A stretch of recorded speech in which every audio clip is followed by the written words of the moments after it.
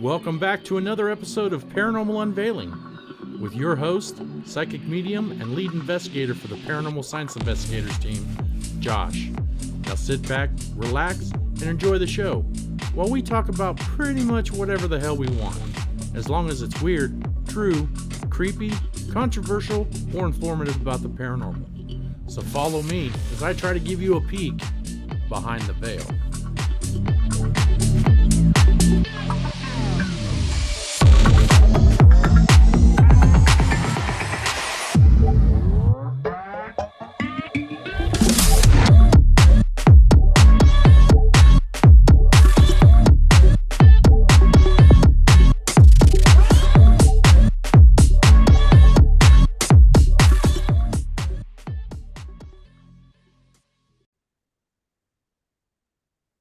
Hello, everybody. Welcome back to another episode of Paranormal Unveiling, where you can get your weekly fix of the paranormal. And today I have a very special guest with me, Mary Jo from Penn Paranormal. Hello, Mary Jo. Thank you for coming on the show. Really appreciate you being here. Yes, thank you for having me. I'm pretty excited to have you on here because there are not a lot of creators like you.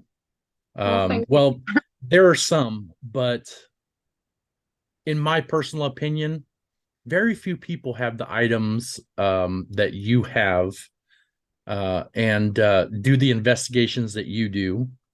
So I'm really excited to kind of ask you some questions on that.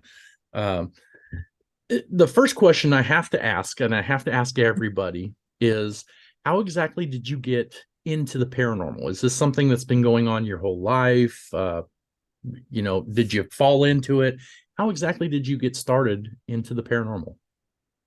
I believe that this was my path and God was trying to work me up to this point. That's how I see it. Mm-hmm. When I was younger, I lived across from a cemetery. I lived in Philadelphia, and I lived actually across from four different cemeteries.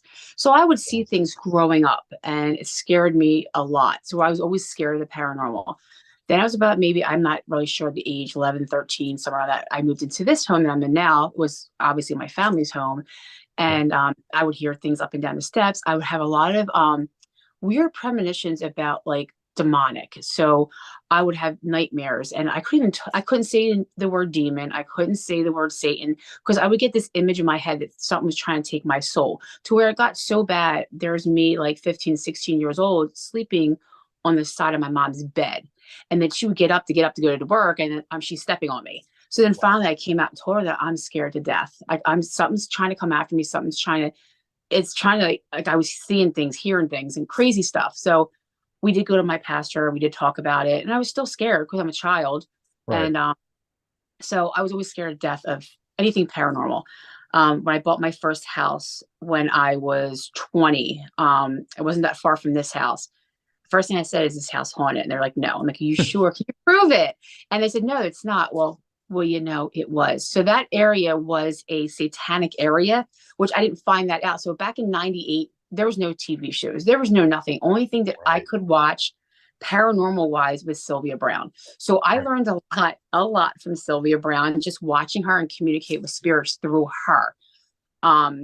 But yeah, my house was very haunted. It was something very demonic, to where it picked up my 4-year-old son at the time and threw him across the room. Oh my God. His head missed a glass mirror about this far. I started to cry. Then 2 seconds later, my pastor called. He goes, what's the matter? I'm like, literally, Shane just got picked up and thrown across the room. He came right over. So then we knew it was demonic. It was something so evil that it picked up my son and threw him. To this day, my son will not watch any shows, wants nothing to do with the paranormal. He's scared to death of anything. He won't even come in my house now because of what I have here. I totally understand. It really mentally messed him up. I have 4 kids, and all of them except for one is afraid of what I do. They're scared of it. Right. They don't live at home. They moved out. I keep them very private on social media because they asked me to. Right. And that's why I do that. Except for my one daughter, because she was into it with me until she had children, and I told her no. Right. I said, you need to stop. I'm that good. Careful, yeah. I'm that mom's like, no, I can do this on my own now, until her kids get older, like I did. Right. but yeah, so I rebought my family's home because my mom passed away. I wanted to have that house again. Right. But I really got into I guess the paranormal was when my house was haunted, and then this thing was all around our neighborhood. So I started helping out that way. Right. That's how I really helped out with, that's how I got into it, which was like around 98, but it was only in my area. But again, we didn't have TV shows. We didn't, Right. people go to haunted locations like Penhurst and this and that. You just didn't do that. Right. So it was always on the down low. Like nobody really knew it. You didn't talk about it because like my church didn't like it. A lot of the Mhm. neighbors didn't like it, but Right. if they needed help, they knew who they came to. Right. So, Right. Oh, I completely understand. You and I are pretty close to the same age, and way back then, there just wasn't the resource to know and understand like there is now. It wasn't quite as accepted as it is now. right. Um, Like I guess what do we use? We use cameras. We use, right. photography. I use candles a lot. I put a Really. candle on the floor and I ask them to blow it out. Yes, no, whatever. Like, Hmm. that's what I was taught by, again, Sylvia Brown, because that's the only thing we had on TV. Right. Or any kind of like books. They really didn't talk a lot about it. They talked about more mediumship, not really ghost wise. Right. But I think I didn't have my first K2 until like, oh, this is embarrassing. Probably like, oh my God, when was it? Maybe like 5, 6 years ago. And that Hmm. was my first piece of instrument. I'm like, do I really need this? I mean, I can do it with a video camera and Right. picture, but I'm more visual. I like to capture it, hear it. But I guess the toys are fun now. But Right. I still always go back to that, and Right. now with the box, you can actually kind of understand what they're trying to say to you, which is nice if you're not a Right. medium. Right. It was the same way for me. It was Polaroid cameras, the old DR60s, which I wish I still had today. Mm-hmm. The old DR60 voice recorders, Polaroid cameras, just back then, you're young and you don't have money for, fancy stuff. So, and there really wasn't the involvement in the tools that we use like there is now. So, but there's some of this stuff I've even contemplated in buying another Polaroid camera, which they still do Yes. sell, Yes, they do. because I've caught some stuff with Polaroids that's like, wow, and then I've caught stuff where, after I learned more, I understood that it was a malfunction. But so there's a little more knowledge out there. But yeah, it's crazy how we get started in the field, and how little there was, when we were coming up to, Mm-hmm. to this whole thing. Like I remember taking pictures of like my house when I first got it. So when I 98, that's when I bought the house. And Mhm. in 2000, my father passed away. But he was 47. And I was also pregnant with my twins. So, Right. pregnant, you're more, open. Excuse me, you're more open. Right. So I had a lot of experiences. That's when I wasn't scared of the paranormal. I mean, I helped the neighbors, but I was scared of Mhm. death. But when my dad passed away, I felt like he kind of said, "No, we're here. We're still here. We're still," like he kind of taught Right. me it's okay. Like I would feel like this warmth. I know he was hugging me when I had a bad day, or Hmm. something happened with like my ex-husband, the lights would blow. And I'm like, that's my dad. Stop pissing him off. Like, so then I start to Right. realize, okay, there is life after death because my Right. dad proved it to me. Yeah. Um, I never saw him, but I knew it was him. I could smell him. He would pull my hair after the twins were born. Right. Um, but it was totally insane. With I think again, when I was saying God put me in different steps to make me where I'm at today, that's what I Build need you up. all Yeah. these years because I was scared to death of everything that I've been through, like paranormal wise. But I would Right. take pictures of my house and all of a sudden I would see like what I call real orbs. I know people are like, no orbs. 99% now is dust. It's dust. I know it's Right. dust. I can't tell somebody it's not. But back in the day, I think it's the cameras we used, everything else. It was like I would see like a purple, it would always be like a purple or blue orb. It would only be one. And Hmm. I knew that was my dad. And then Right. one time there was a red one. And I'm like, that's really weird. And I remember a medium around my area said, and she didn't know me personally. We didn't have internet. She didn't know who I was. Right. Yeah. But look, she couldn't look me up. She is, oh my God, that's your dad and that's your grandfather. I'm like, oh my God, you're right. So you know what I mean? So back then Right. I would catch orbs, and especially in photos at weddings. It was awesome. But now with the cameras we use, I don't get any of that. I think because of the more digital now, I think the old Mhm. analog cameras were just able to pick up energy better. Right, right. That's my theory, that it had more of an impression on the old analog, Polaroids and stuff like that, where there's an actual piece of paper you have to pick up, there's actual film in the camera. I think it was just more reactive to the energy that's around than, the digital cameras we use today. Yeah, definitely. Because like I tell people, like I have pictures of real orbs. That's dust. You know what I mean? But you don't want to be Right. mean to people either. But like I Right. do believe that we could at the time back then capture the spirits, but now I don't think it's not It's not as the same. Yeah, no, it's not the same. definitely Uh, not the because you brought up the orbs, uh, what is your idea of what an orb actually is? Not just in spirit, but what's the purpose of them? I feel it's just a ball of energy. That's it's an easier way. And again, this is what I feel and what I Right. think. It's just how they move. It's how they go. It's faster for them than being a small little ball than it is for a bigger apparition type because that takes more Right. energy. And I feel like that's how that's their little ball is all their energy and they can move faster. Right. In this house, I remember one time my German Shepherd, he looked up at the wall and I'm like, "What's the matter, buddy?" And he's staring at the wall. And I'm like, I took my camera or my phone at the time, and I know it was an older iPhone, and I recorded it. And all of a sudden, out of the vent, and I know it's a vent, and I'll explain this in a second. So I saw with my eyes, I wasn't even looking at my phone. I Okay. saw a big white thing come out of the gate, like the metal thing, and come right towards me. And I'm looking at he's looking at it. I'm like, oh my, and you could it was glowing. And I'm like, Right. holy sh I'm like, oh my God, and this is coming to me. And I'm like, oh my God, what is this? What is this? And then it shot right across in front of me. This was probably like 10 years ago. Yeah. And I have video still. I mean, I have pictures of the video because I remember showing it to someone on Facebook and it always come up on my memories. So I say, but I don't have the video. It's somewhere. But the fact that I saw it with my eyes and I saw that ball glowing, it was moving. And I'm like, Yeah. when me and my husband redid our upstairs a couple years ago during COVID, because we were home, we took that vent off Hmm. and there's nothing behind it. There's no, because we all just thought it was a vent that came up from the basement. We didn't know because it's in Yeah. this room, it's in my room. So what it is it's a weird vent. There's nothing to it at all.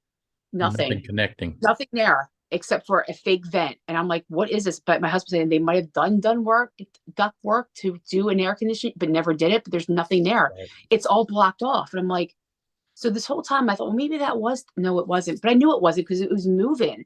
Like you could Well, see and like you could see it with your own eyes.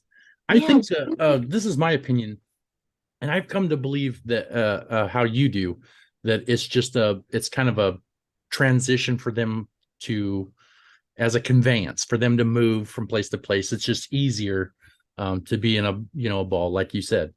Um, but I think when you can see it with your own eyes and things around it, it's almost like if you capture it with a camera and nothing reacts to it, chances are it's probably dust or, moisture in the air, a bug, something like that. But I think it really lends credence when you can see it with your own eyes. I think that Mhm. that really is a vital part of the story, is that you can see it.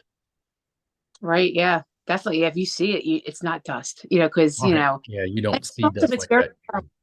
like where my bed was at the time and that vent, you're talking at least 10 feet away. So you Mhm. wouldn't see dust coming out of the vent and Right. it being big you could see that it doesn't change form, doesn't get bigger. And I couldn't see through it. That was another thing. You couldn't see through it. Like where, a lot of Yeah. dust, oh, it sparkles. I'm like, well, that could be dust from the light. But, it's whatever people believe, but I saw it with my eyes, but the camera didn't show like the inside moving. If I'm trying to remember Mhm. exactly, it was like I wouldn't say it was like glitter, but you can see like how can I explain this? You ever see a glass ball that has like soap or something like for Halloween? It's kind of like it looks like it's cloudy or Yeah, like it's marble. shifting. Yes, it was like Yeah. a marble that was going like this, and I'm like, what the hell? And like I said, the dog was watching it too, and the dog stood right Right. in front of me, like it was protecting me. Like, Mom, this isn't normal. Right. Yeah. And when it shot in front of me, I'm like, oh yeah, I'm done. And that's what Yeah. because I didn't know what it was, and I've never seen that before ever in my life. And I Right. had a camera, which was even better. you Right. know. Right. Yeah, that's an awesome story. Yeah, I think if you see that with your eyes, there's very little doubt that that isn't an orb, you know what I mean? Like Mhm. somebody taking a picture, and I think people don't understand orbs is why they think everything that kind of glitters in a, in their camera is an actual spirit, but that's a really amazing story that you saw it, your dog's reacting to it, and it's moving, it's shifting. That's And it came right to me. right. That's Here. very compelling evidence. Mhm. So let me ask you, I want to get to your dolls. Um, how did you start even collecting these? I hate to call them dolls because they're not just dolls. They're these haunted artifacts. How did you come to even start holding on to these or possessing them? Like again, I feel God was stepping me up until certain things. Like I said, like Mm-hmm. the little thing with, me seeing things and scared of like Satan and devil, and me doing a little bit more in church and learning a little bit more and stuff like that. So right at COVID time, like actually right before COVID, I start like really getting into demonology. And the only reason I got into Mm-hmm. demonology just to be a better investigator, because I do home cases. So I wanted Right. to know as much as I could and have people like demonologists teach me. So I was doing that. And then I went up in the attic. And again, my parents are both passed, and my mom just passed away. And again, I bought her house, and she had stuff still in the house. So I went up in the attic. I found her old dolls. She had Shirley Temple dolls, all these Mal Alexander dolls. I'm not a doll collector. This everybody knows I don't collect dolls. Never did. I had a strawberry shortcake doll and a Cabbage Patch and a Teddy Ruxpin and maybe a couple. I was not a doll girl. Not. I Right. was a doll girl. Teddy bear, yes, but not dolls. But anyway, so went up in the attic, found dolls, and I'm like, you know what? Me and my mom were extremely, extremely close, and Mhm. I thought, you know what? I'm going to do it in honor for her. I'm going to redo her dolls. So I did look up on Facebook trying to find a doll. I needed a Mount Alexander doll that matched her dress and everything, and I did Mhm. find one. And before I say that, I would never have a haunted object in my home ever. Never would do it. Never played it with a Ouija board. I Mhm. seen too much crap go on with stuff like that. Like I know how to use Right. a Ouija board. I mean, it was a child, but when I do it, not really. Like I don't really feel comfortable with it sometimes. I own them Right. and my friends make them, but I don't play with them. And I Right. do have Understand. two that are really bad in my home. So I Okay. do have Ouija boards here that I had to bring in here. But as I'm saying that, I got these dolls and I reached out to the guy who's playing really weird with me, saying he doesn't live far from me. And I don't know. He was just acting really weird, saying, oh, come pick him up tonight, but never gave me the address. And then I kept on like, are you gonna give me your address? He goes, they've been sitting outside all day. Then he'd send me pictures of them all like sit up and like, and I'm like, dude, like, can you just like give me your address? I don't have time to be playing games, Right. I just want to get started on this stuff. And so he did finally give his address. I pulled up. It was like in a horror show because again, it's COVID, start of COVID, and everybody just got on lockdown and everybody's outside playing, but they kind of stopped and looked at me like, what is this lady doing in front of his house? So it was like I got that weird, I shouldn't be there kind of vibe. Right. And dolls, I'm like, okay. And I did have a video of it because I thought it was creepy. I need a video of this because as investigators, we always have to video everything. Right. I did have that video, and I don't know what happened to it. I don't know if I didn't think I needed it. I don't know. But I did take pictures of the stills and had it on my phone. But I grabbed the dolls, I threw the money in his mailbox, I got in a car. So that's basically how I got them. And then within a couple of weeks, my legs started to swell. I got really, really sick.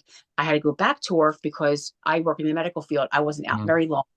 And my one employee, person I work with, she's, you're not right. You're not talking right. I'm like, yeah, I am. Cause I thought I was acting normal and I wasn't.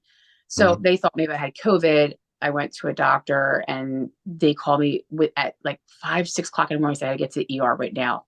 And I asked them why. And they're like, your hemoglobin is like at a 6. And usually 5, you die. I'm like, oh my God. Huh. So that I had called my husband. He met me. I was afraid to drive. Like, are you telling me that I can stroke Wow. out and have a heart attack because I have no blood in my system? Like, kind of gets you a little nervous. And Yeah. but I've always had blood work. And my blood's always been normal. I mean, like I had it before. Like, I had it. I'm trying to remember the date that I had it. I know it was a couple months before I had the dolls.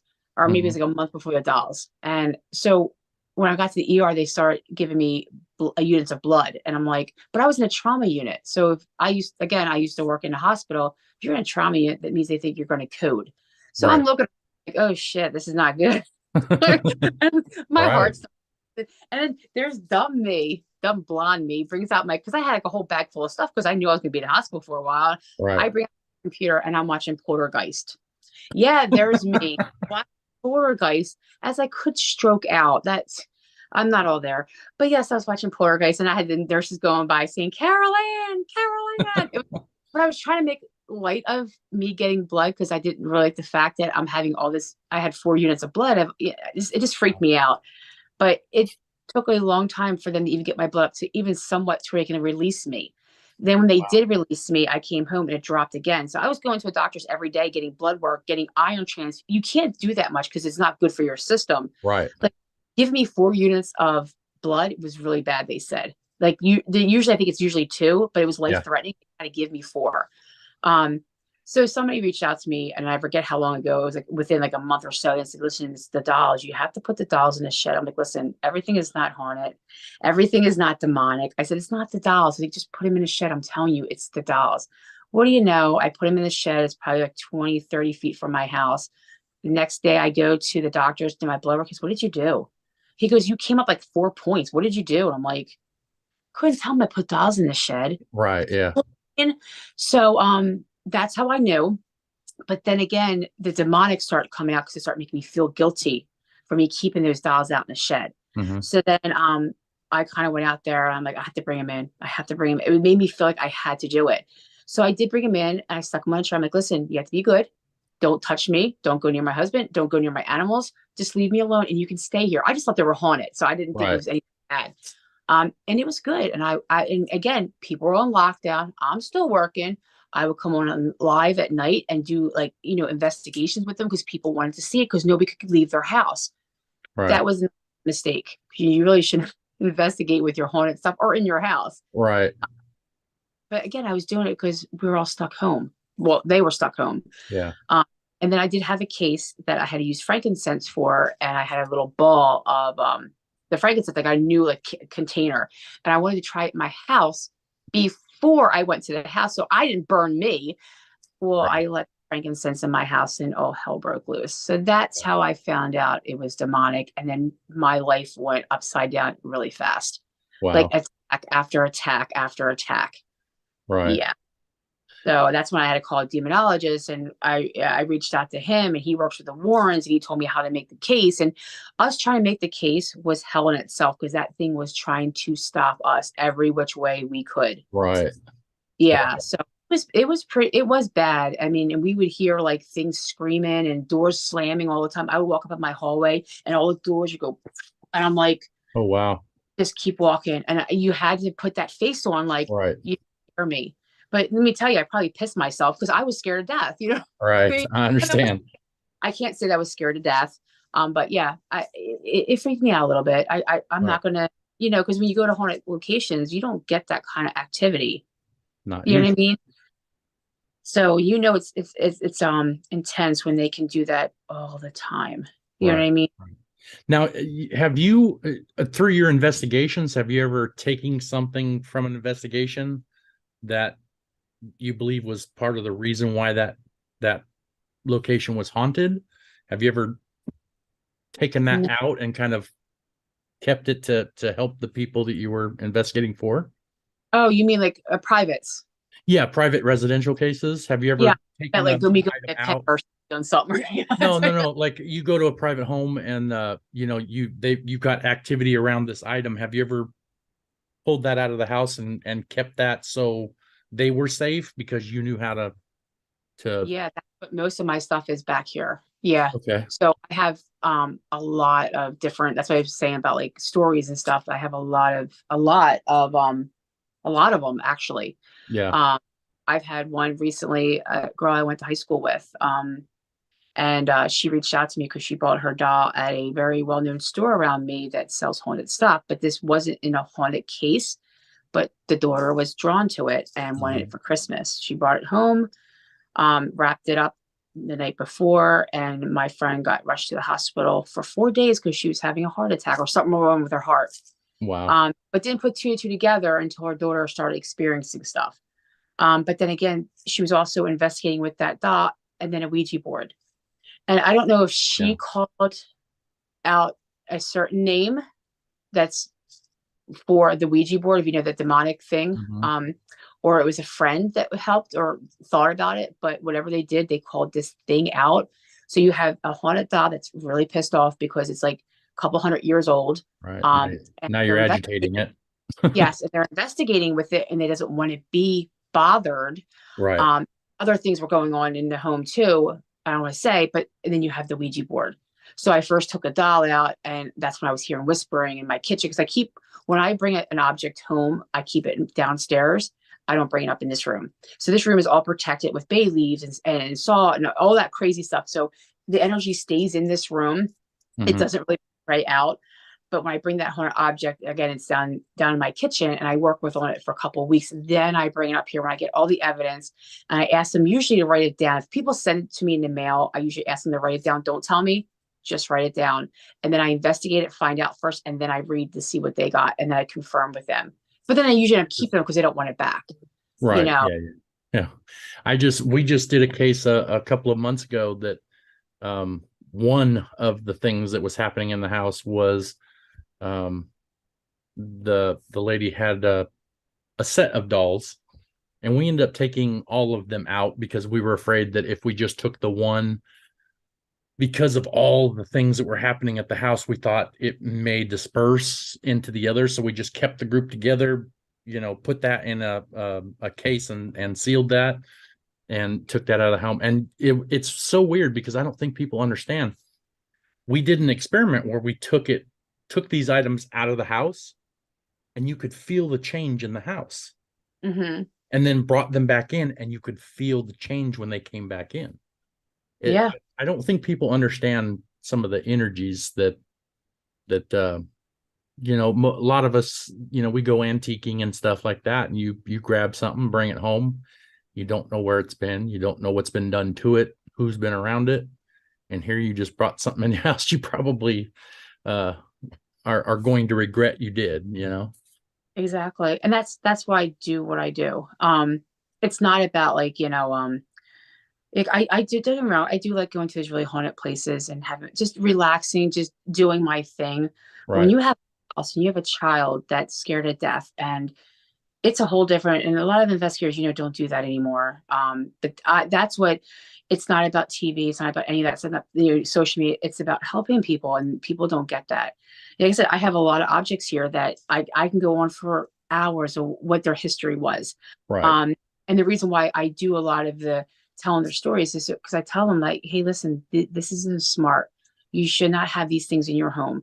And I do a lot of paragons, and that's the first thing I say to them because I went to Costa Rica in December, and I was nervous. Don't get me wrong, different Mhm. country, different beliefs. They did have a couple priests. They had a lot of priests actually in the audience, and other people that did other demonic, Right. stuff.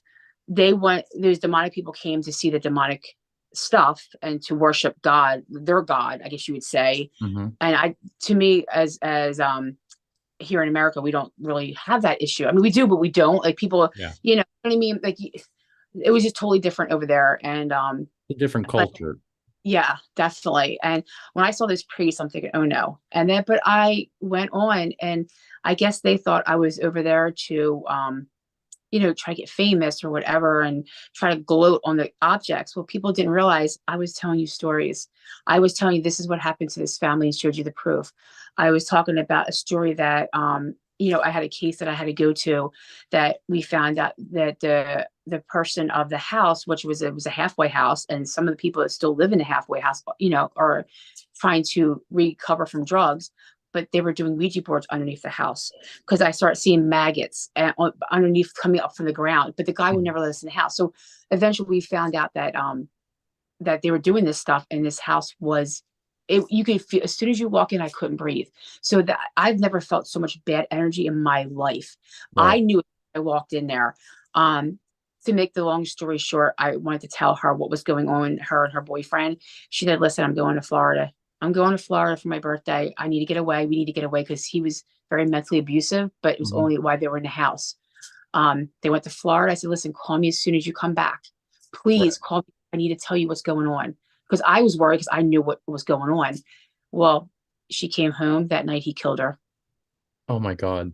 Yeah. So this is what I mean. Like, I go to Paracons to tell people this shit, to tell them this is not a joke. Right. The Ouija boards, I mean, I can say you can open and close and whatever, but you have those people that do this. And I just want to explain people, other people's story. This woman, this girl who was 25 years old died.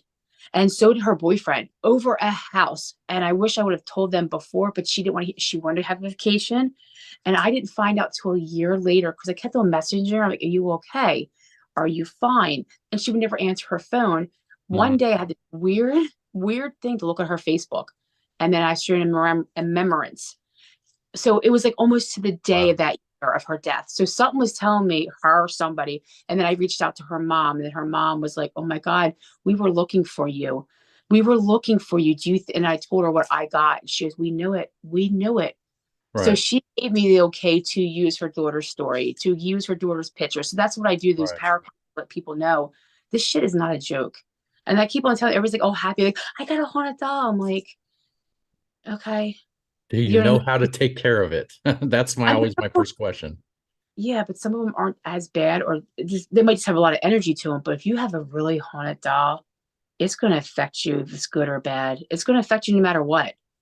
You know, when I take Gretchen to Paracons, I start having a full blown panic attack. I Mhm. start to sweat. And I don't know if it's her energy and she's nervous because I'm taking her. So I don't know. But even everybody noticed that I get very drained very, very, very fast, Right. like very fast. And we took, I had an event at the Shanley Hotel in New York. I don't know if you've ever been there. Um, I have and not yet. it's cool. It's a really cool Yeah. place. But as all the objects were sitting there, I was like, this place is really heavy. As soon as I packed my car up to leave, they texted me like, oh my God, it's all gone. It was your objects. I'm like, yeah, I told you I have real stuff. I'm like, you Right. not Right. believe me? But yeah, again, when they see these things in person, they're like, yeah, I can really feel the difference between people saying it's haunted and it's not, because you can actually feel when you come near them. Yeah, and there's unfortunately, especially in our field, there are, uh, for lack of a better word, fakes. You know what I mean? Hmm. Um, it's an unfortunate reality of what we do. People like to play on other people's fears. So, sometimes I've seen people go, "Oh, I just got this haunted doll," um, and I don't claim to be the end all be all, but I can usually tell when something is actually haunted or Hmm. not haunted. And I'm looking at it, I'm going, I don't know how to tell you this, but that's not haunted at all. Like well, the K2 meter blipped. Well, because you're standing 2 feet away from it from your So, phone. Or there's been times where I've seen somebody, they're investigating a doll, and I'm like, it's not the doll. You have your dad is around you, or your mom is around you, hmm. and that's what's making the K2 blip. It's not the doll. But then there are a few people where I believe they have actual haunted items. You Hmm. being one of those, only because some of the pictures I've seen, and some of the videos that you've done, and the paracons that you go to, and you can feel that, like you can pick up on, yeah, that's one of the actual ones. And I don't think Hmm. people understand you know I always try to tell people, 95% of the stuff that you'll deal with as a paranormal investigator is probably not looking to hurt you. But the Right. problem is that 5% is not always something that you want to be Right. involved with. And if you're not prepared for that, if you don't know what you're doing with an object, an artifact, you can get yourself into some trouble. And I don't think people realize that either.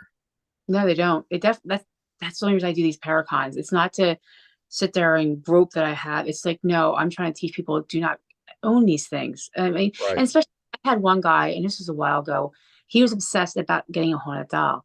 And then he asked me, can I buy one? I'm like, absolutely not. Like, you'll never, ever see me sell. Or I've had, believe me, Right. at a Paracon one year, I had a man come up with $5,000 and say, I'll give this to you for Gretchen. I said, absolutely not. I Right. said, I took an oath to help people and like, for myself. I Right. said, and I'm protecting that doll for her because her story was, with her grandson and everything. I said, I'm making her happy by telling her story and this and that and keeping that doll, because that was her daughter's doll who Right. passed away. She wanted to be buried with it. And I reached out to the person who gave it to me and said, listen, is your grandma still alive? Or can you tell me where your grandma's buried? And I wouldn't even think about even lifting up just to put it back. You know what I mean? Like digging Right. her up thousands of, just to make her happy. She was cremated. I'm like, okay, well, that's not going to happen. So I Right. left it. I'm like, you know what? I don't know what to do with that. But anyway, but yeah, I just try to tell people you shouldn't have them. And it's funny because I've had mediums reach out to me and say, hey, can you read this object for me? And I'm like, okay. Yeah, because it's funny because they're a medium, they can see it here and they ask me, but I don't know how you feel when I see something, when somebody sends me a picture on Facebook, whatever, they say, what do you think about this? As soon as I see it, if I immediately say, I like that doll, I would buy it, I would purchase it, I would take it home with me, that's usually mean it has some kind of a spirit attached to it. Right. Now, if I have to physically say to somebody, I need to take that, I need that, I need to kind of convince them to give it to me, then I know, and I also get a pain in my stomach and everything else and get nauseated. I know it's bad. It's Right. bad. I know it's bad. And that because people are like, I don't understand how you know. I'm like, I don't even know how I know. A lot of mediums don't even know how they know this stuff. It just comes in their head. Right. Um, For me, it's a very physical feeling when I'm around an object or even a space where a spirit is. But I get a very physical reaction before I hear and see. I feel, and it's really weird because I could come across something, whether I'm in a haunted location or I'm looking at a haunted artifact, and I can feel it in the chest. mhm.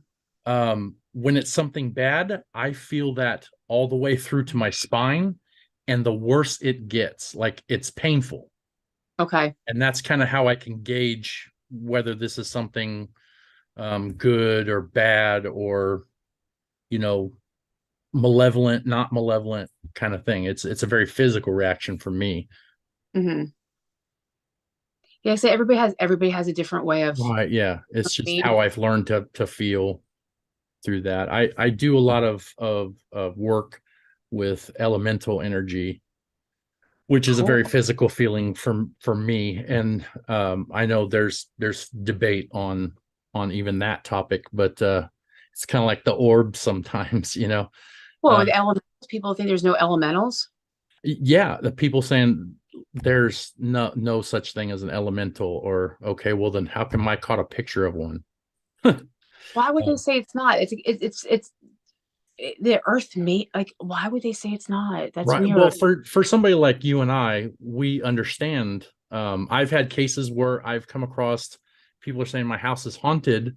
We've got ghosts in here, and I've went and investigated the location, and it's not a ghost. It's an elemental energy who actually thought it was funny that they thought it was a ghost. Hmm. Um, Yeah. for me, they don't typically. They're not as interactive. They like to kind of stay at bay. Here where I live, I have a lot. I live out in the middle of nowhere, in the middle of the woods, right? Uh-huh. So we have a lot out here, and they're very protective. Um, in my case, I feel safer when I can feel them around. But there are those out there that think that's a load of malarkey, and for you and I, we know better, but because we've experienced stuff like that. But for somebody that hasn't experienced that, Yeah. having a being, outside your house or in the woods or, something like that is unfathomable to them. Hmm. I don't get it either. Yeah. I I don't just get it figure either. it's energy. It's energy. Like if Right. people can, throw off energy. It can you manifest something. Yeah. You just think, okay. Like I know when I'm at the Conjuring house, like everybody's like, how can you deal with that? Aren't you scared of Mrs. or Arnold? And I'm like, I don't think it's Mrs. Arnold in there. And I will tell people, I really think it's an elemental because that land is so old. And that house is very old. So I think, oh God, was it 1700s? I think it is. But every time I go there, I get such crazy evidence, but it's always from 3 o'clock in the morning until 5. And I tell people that all the time. That's when it goes insane. I Right. mean, to where last time me and Bill were there, which was in November, the ghost box, like I had him do the SS session, and I was on live to show people. And again, it was late. We were up in that middle bedroom that's really haunted, and yeah, it was spitting out doll names. And dumb me, I'm thinking Conjuring House. I'm thinking, okay, I don't know a Tom that you know what I mean. I'm Right. thinking, and it kept on saying names. And here, it was talking about it. It was very smart, and it was Right. naming all my dolls. And then it said, "I'm coming after you," and it was basically saying that it was demonic. And I'm thinking, and then I went from laughing to on Facebook to Right. the bitch face, and I'm like, oh no, Yeah. we're not going there. And then I stopped. I'm Right. like, we're going to stop this now. And that's when their doll, they had their doll there. I had it wrapped around with a REM pod that my husband made that I can wrap around anything. Hmm. And all of a sudden it went off, and I turned around. I'm like, it's talking about my dolls, and now that doll just went off. Well, people on Facebook were like, okay, get out of there. They were all, and Bill's still just yapping on, but Yeah. it was saying things about me, about my Right. house. I just got you the doll that you got in October that you don't like. That's Mr. Jingles. That is demonic. I Right. knew it was demonic, and I recorded it all as soon as I got him because I knew how bad he was. Right. But how would that ghost box know that? You know what I mean? So it's like, so whatever that thing is in the Conjuring House, I think it's an elemental or it's something worse, but it always attacks certain people in that place. Right. But I Right. And always thought elemental, so I mean, I could be totally wrong. here's my experience, to be honest with you, now that we're on the subject, is they know. They read us like books. Mm-hmm. Um Now I can't say why they know or how they know, but they know. They it's like we are like a walking bio to them. They know exactly what we do, what we can do, what we're comfortable with doing, what we've done before, the things that we take care of. Um, I think I think a lot of times elemental energy is because it is very physical. The ones that I've captured on film, um, they can be very scary looking. Uh, Mm-hmm. just frightening. I captured a 7 foot tall figure, and I captured a 2.5 foot tall figure. Hmm. Um, some of them scary, some of them not so scary. There's in the picture that I caught, there's actually a skeleton face, and I went through that photo and tried to kind of break it down. Well, this could be the tree leaves, but I went out afterwards when it was in the daylight and was looking at the exact spot that I took the picture, and it happened to be one of the clearings that goes down through the woods into my pasture. But if you look at that picture, there's several faces behind this giant figure. It was like a 7 foot tall baby. Wow. It's really odd, just the way it looks. But I think sometimes I've had the experience, especially with this most recent case, where when things are happening into the house, they get upset because that Mm-hmm. messes with the energy of the land, and they get Right. upset about it, and they let you know. They'll let you know in no uncertain terms, and they're not nice about it. Yeah. When that Mm-hmm. energy, when their living energy is affected, they get upset about it. It's kind of weird.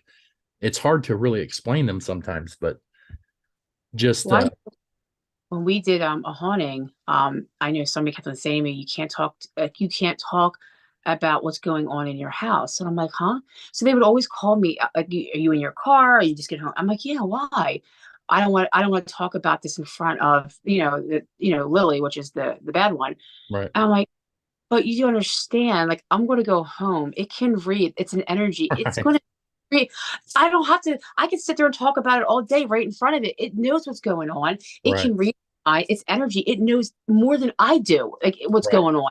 They I have said, way more access to the information than right. And I'm like, understand. and a couple of these people it wasn't the medium who read the dolls in the show, but it was other people that, said that they were, medium. I'm like, no, it doesn't, I don't think it works that way.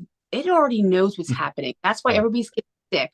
That's why stuff was going on. And I'm fighting with this person. I'm fighting because it knows I don't have to talk it in my car. I come in that house, it already knows what I was already talking about. It can read us. Mm-hmm. Like a book. Like Yeah. a book. Yes. So I'm like, it's upstairs in my room. It's going to know what's going on, Right. Yeah, they do. And I can't explain how they do. I just know that they do. I mean, I'm sure there's plenty of theories out there of how they know, but they know 100%. It doesn't matter. Well, how I think of it as I don't know if you've ever had dreams of people who passed. And I always tell clients, like, they say, I think I had a dream of my grandma. And Mm-hmm. the first thing I say to them is, was their mouth moving? And they're like, you could see them looking up at the air like, no. I said, but you knew what they were saying and they knew what you were saying, right? And then they said, Right. yeah. I said, that's because you communicate with your mind. You do not Right. communicate with mouth when we pass. We're Right. a ball of energy. We don't have a mouth. We communicate with our mind. Right. And that is crazy. I'm like, yeah. So if you ever have a dream, and I tell people all the time, if their mouth isn't moving, then it is a true dream of your past loved one. And I've only had, it's weird. When I moved back into this home, my mom was still alive. Like, I moved back in like 2 or 3 years before she died, because she wanted to sell the house and I wanted to buy it. But the first night I stayed here, I had a dream of a couch that we used to have downstairs. And I had this old dog that she was a German short hair pointer. Swear the Okay. dog hated me. Swear Yeah. she hated my dad's dog. Every time I came home from school, she got in the trash. And I'm like, Yana, stop getting in the trash. I'm sick of cleaning up after you. Or she would poop in the house. I have to clean up her poop before my family got home or my dad got home. And like I would always and like she would always bug for food at the table. And I hated that. Like she would put her face underneath your arm. Yeah. And I would, but a couple of times she's growled at me. I'm like, this dog hates me. Well, of course, the first night I was here, and I wasn't thinking about her at all because I just wasn't. I had my own family, my own kids, my own dogs. Right. I remember just her laying on the couch and her put her head up and say, "I've always loved you, and I always have, and I'm still here." And then she put her head back down, but obviously she didn't talk. She's a dog, but Right. it was. I'm like, and I can remember it to this day. I remember the smell. I remember the color of the back of the wall. Like I remember, and I don't remember any dreams ever. And then I had one that like I had a surgery and I had a dream about 2 weeks later of my grandmother who passed. And she was all beautiful. I could smell her, everything. And she goes, I'm very proud of you. Just want to know I'm very proud of you and I love you. Again, her mouth didn't move. And then it Wow. dawned on me, oh my God. So then when I start talking to more and more people, they say their mouths don't move. Really. So You want to hear something very strange? In my lifetime, I can remember having maybe half a dozen dreams mhm. at night. It's for me, it's like I close my eyes and then I wake up. There's no dream in the middle of that. Nothing. Hmm. Maybe max 8 dreams, and I remember all of them, every one of them. And the weird thing is most of them have been fairly prophetic. Hmm. But yeah, in my entire life, maybe 8 dreams. And I wonder if that's like more of a how can I say, it's more of a, because we're closer to the other side type stuff. Like we're very Right. into the, because like I really don't have dreams. And people say you don't have nightmares. I'm like, no. Mm. I mean, I've died 3 times. I fell one time and died. And they say you die in your dream, you die in life. Well, I died 3 times. And I got drugged down to water twice into the ocean.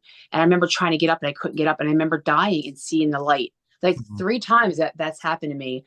And I remember I was pregnant. I think it had to be with my daughter, my middle child, and I would wake up, but she's the one who's a little bit more in tune. She's the one who does the paranormal. She's the one that can see auras around people and freaked out one time when she saw, why is that lady purple? I'm like, I don't know.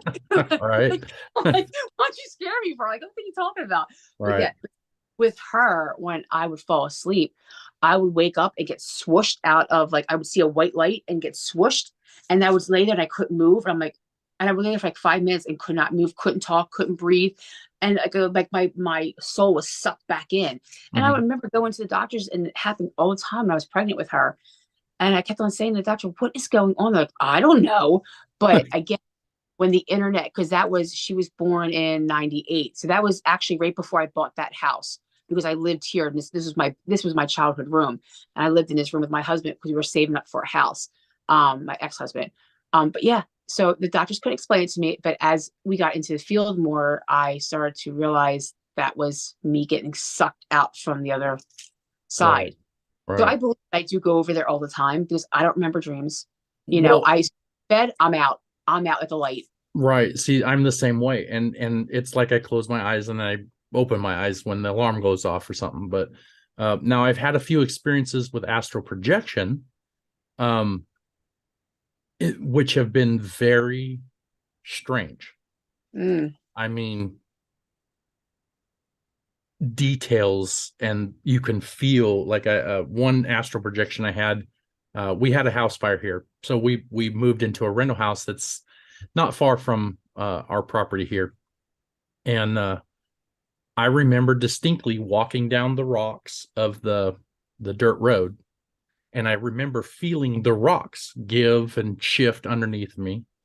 I remember walking through a field with taller grass, and I could feel the grass. Like, it was very vivid. And I walked back to my house, and it was, in ashes, hmm just to check on the spirits that had resided in my house. Because the original house that was here was built. We can take it back to 1850, but because there was a fire in the courthouse, a lot of the records got, so we can only get back to the 1850. And it was a stopping point during the Civil War for soldiers going to the battlefields that are nearby. And this is the house you live in now. What's that? This is the house you live in now. Well, yeah, we had a fire, so it burned Okay. down, right? So Okay. we rebuilt a new house, but in that house, we used to experience getting tugged on. You'd be laying in bed and something would tickle your feet, but you could feel a Mhm. hand tickling your feet. Cabinet doors open in front of me, like watch them open and close.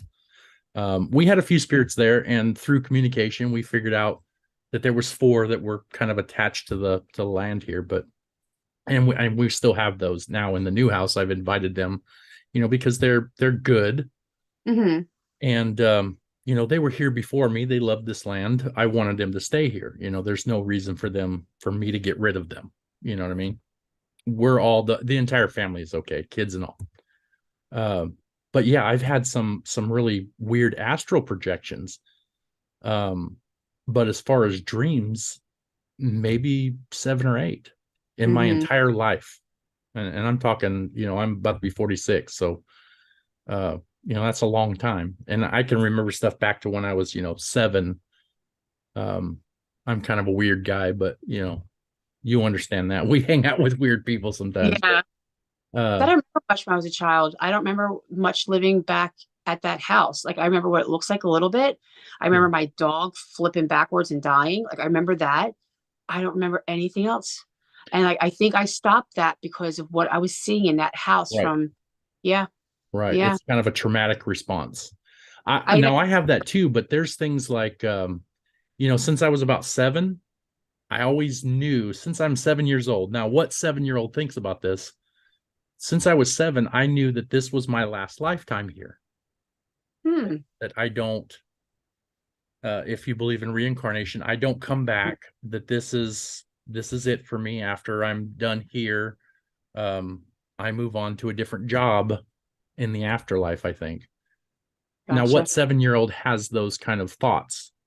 You know, Right. Right. I wasn't exposed to that back in the 80s, in the early 80s when I was a kid. We didn't have that kind of stuff to read or see on TV, or, We didn't talk about it. yeah, nobody talked about it. So it's always been weird for me because ever since I was 7, I knew that this was it for me. Once I completed my goal here on earth, I move on and I do something else. Just make sure it's good because you Right. fulfill your agreement or your Right. purpose of this earth, you know. Right. So I'm I always joke with my sister Lizzie. Uh I hope when I'm gone, I get to come back and be somebody's spirit guide or something. I was gonna say, can you if you die like any I don't want to no don't I don't want to say that. Never mind. I was like, come back as my spirit guy. You can talk. Right. We can Right. work together.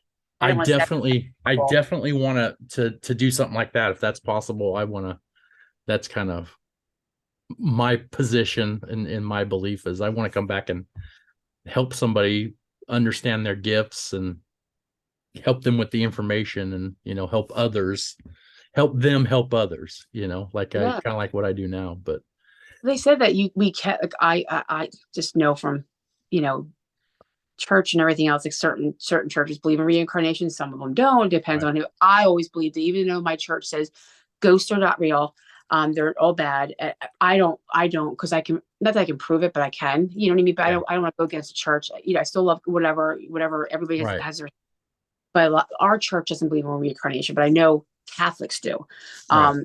But yeah, but anyway, but yeah, I believe that we all get reincarnated, and I believe sometimes we can come back as spirit guides. And it's funny because um, I was talking to my friend Scott one night. He called me because he said that something followed me home from work. And he just, well, I don't sleep very good. And I always get up around 3. I mean, I sleep and then I wake up at like 2:30, 3 o'clock, and Right. I'm, yep, wide awake. And then all of a sudden, about 5:30, I'm out like a light, and I have to get up at 6:30. So it's almost every night. I don't ever sleep, and everybody knows I don't sleep. But Scott called me one night. He said, listen, I have to tell you, so I don't really tell people stuff, like, especially you're my friend. He goes, we have 2 people. He was telling me about them. Like, dude, I don't know who they are. He goes, no, there's somebody at your work. They followed you home, and they're Right. the ones that keep on keeping you up at night. I'm like, come on. But I Can you tell had them to that stop? told him to leave, and this old lady got mad, but Right. she did left. But I said, listen, I said, do I have, like, we just got in a conversation about talking. He goes, if you want to know who your spirit guide, I know who it is. He goes, but sit there, be quiet, meditate, and ask, and the name will pop up in your head. I did that, and it said George. I said, okay, I don't know a George. Okay, whatever. The next day, my daughter said she got an email about ancestry. Yeah, I can't talk. Ancestry. That family thing. How do you say it? Ancestry. I can't say it. Ancestry. Yeah, that's it. Okay. And she had an email, and she was going over stuff, and all of a sudden she said George. I said, what did you just say? She was, George, your great great grandfather. I'm like, then it dawned on me, because I remember having pictures of him on my wall in my first house that I Mhm. bought that was haunted. I had pictures of him and the other woman that I'm named after, which is Johanna. So my spirit guide is my great grandfather that I'm named after Oh, his wow. wife. Yeah, but I knew that name, but it didn't dawn on me. And the next day Right. she got an email. So that's him saying, listen, wake the hell up. I'm your grandfather, your great grandfather, and I'm here with you. Do you know what I mean? It's just so Right. weird. So You I know, know he's a spirit guide. that's funny. I should probably, my mom is into genealogy a lot. And I don't really, she's kind of the genealogist of the family for everybody, but I should get a hold of her and see, because we have Irish ancestry, right? My spirit guide that I hear, his name is Alan, and he has an Irish accent. So I hear my voice, like my tone, but I hear everything that when he speaks, I hear my tone with his words, which are a heavy Irish accent. So there's a reason why that was brought up into my head to tell you, so you can go, yeah, Okay. see, works I all should funny look ways. and see if there's an Allen or something in my lineage or something. I'm That's sure a there is. really cool idea. I never thought about that. Yeah, because that's what he was telling me. He said, yeah, a lot of the family members they'll pick you to be a spirit guide just to watch you and make sure you're okay. And it's funny because Right. his father, which obviously is my grandfather, I took care of him. He had a stroke at like 60, and they lived down the street. So the whole summer I spent with my grandparents to take Mhm. care of him because he couldn't walk. Um, but when he died again, he came back, and he was talking to my cousin saying, Pop Up says hi. I'm like, stop talking like that. Because I was scared. I was 13, and I didn't Right. want to, but he wanted to let me know he was there and he was watching me. And again, that was one of the orbs with my dad, Hmm. the red one. That they're always the mediums say they're always around me. My family is Right. always around me. I guess And they definitely are. Your family comes back to check on you all the time. yeah. That's one thing through the mediumship I've discovered is, um, they don't always just sit there like watching you twiddling your thumbs, but it's been my experience that every time you think about them or you get a smell, that's them just letting you know, hey, I'm in here checking on you, making sure everything's okay. Some of them are with us more than others, uh, Hmm. but they're always around. And if you are patient and you listen and you pay attention, you will see the signs of them. Yeah. I tell people that all the time. I had my doctor yesterday. Was it today? I'm sorry. My days are mixed up. They always ask me paranormal questions. They know what I do. And Right. she says, Mary Jo, I've been seeing cardinals for the last like 4 days. Is that true about cardinals? I said, well, it depends on the person. Did that family member that passed always talk about it? And they said, yeah, my grandfather used to always, my grandmom used to always talk about cardinals. Well, yes, because I know with my mom, she would always talk about it. And when I'm upset or having a bad day, I'll just see a cardinal out of nowhere all the time. But Mhm. I never ever see him any other time is when I'm having that bad day and I need something. I'll see a cardinal. Or somebody will mention chipmunks, which that's her thing, chipmunks. I don't, it's Mhm. a little, it's chipmunks. Um, so I said to her, and she was, well, why do spirits come around? And I said, well, it all depends if you're having a bad day or if it's a death day, a birthday, an anniversary, a holiday. That's when most people notice it the most. And that's usually when I get most of the calls. The first thing I say, I ask them those 5 questions. And she's, wait a minute, my grandfather's birthday is in 2 days. I said, Yeah. well, you know why? And Right. but then I got this weird feeling. Again, I don't know where I get it from. I don't hear voices. I just know stuff comes in my head. I said, Claircognizance. yeah. I said, is your mom not feeling good? And she looked at me and she goes, how did you know? I said, check on your mom. I'm telling you right now, check on your mom. I said, that's your dad trying to get you to talk to me, to tell me to tell you to check on your mom. I said, Right. she's not doing good. And she's, holy shit. She's, I'm done. I'm done. And she just walked away. Right. But I don't come out and say, but it's just weird how she said that. I knew that something was wrong with her mother. I knew it. And You know, I don't know it.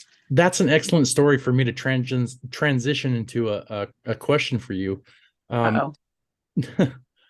you kind of explained that you don't see, but you have this like a deep sense of knowing, which is called claircognizance. I'm sure you're aware. Hmm.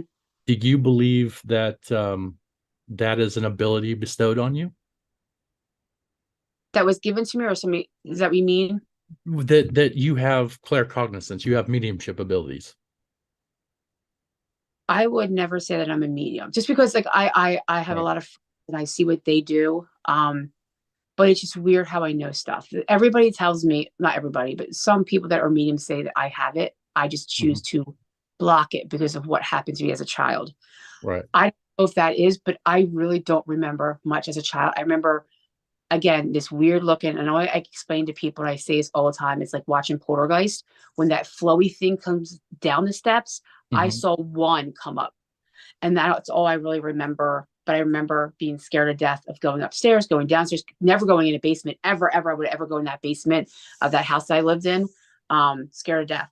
But yeah, I don't know. A lot of mediums keep telling me it's going to come to you. Is I had one medium at Gettysburg last year, Ooh, pulled good me place. aside. Huh? Love that place. Yeah. Gettysburg, love it. I'll go somewhere. I'll just start crying. And my husband's like, "What's wrong with you?" I'm like, "Just get me out of here." I'll just start Right. like extremely crying, and I can't deal with Gettysburg in some spots. Um, but yeah, a medium pulled me over from another country. She was there, and she said, "I have to talk to you." She goes, "You're definitely a medium. You just choose to hide it. You're scared of it, but it's going to come to you, and it's going to scare the shit out of you, and you're really going to go in this deep depression because you're going to like lose your crap." And she's like, "But I'm going to be here for you." So of course, I tell a couple of my medium friends that like we know that, but we'll be here. You're not going to be that scared because you already do the paranormal. You're not scared Right. of doing. I said, listen, I just don't want to see somebody decapitated on my couch. I don't want to see blood, guts, this and that. Right. Death faces. Yeah, I worked in the medical field. I seen some bad stuff. I said, I don't want to come Right. home and see that. They said, no, usually you don't see that. I'm like, Right. okay. But again, I don't believe I'm a medium. But then again, they keep saying I block it, and one day it's going to open, and it's going to be because they still have a lot of energy. They keep saying you're just so strong, and they're like it's going to come out. You have to let it go. I'm like, no, I'm okay. I'm okay doing what I do, Right. but Uh, I don't know. Me personally, and this is just my read, and you and I are not like I don't know you the details of your life. But one of the things I did pick up was you're extremely sensitive. Hmm. Um, and you already know that. I don't know that you block it, but subconsciously you choose not to connect with it. It's That's not an probably intentional blocking. It's subconsciously, you're like, I just don't need that right now. I'm just not connecting to that side. that I makes think at sense. some point, should you choose to connect with it, it wouldn't be a hard transition for you. Okay. Yeah, because I again, it's like I barely sleep because like, trying to get everything done. There's not enough time in the day, and I think Right. if I things coming to me because they need help, I'll never sleep. Do you know what I Right. mean? Help Right. everybody, everybody. Right. Even sleep. And to a Um, degree, you can kind of turn it off.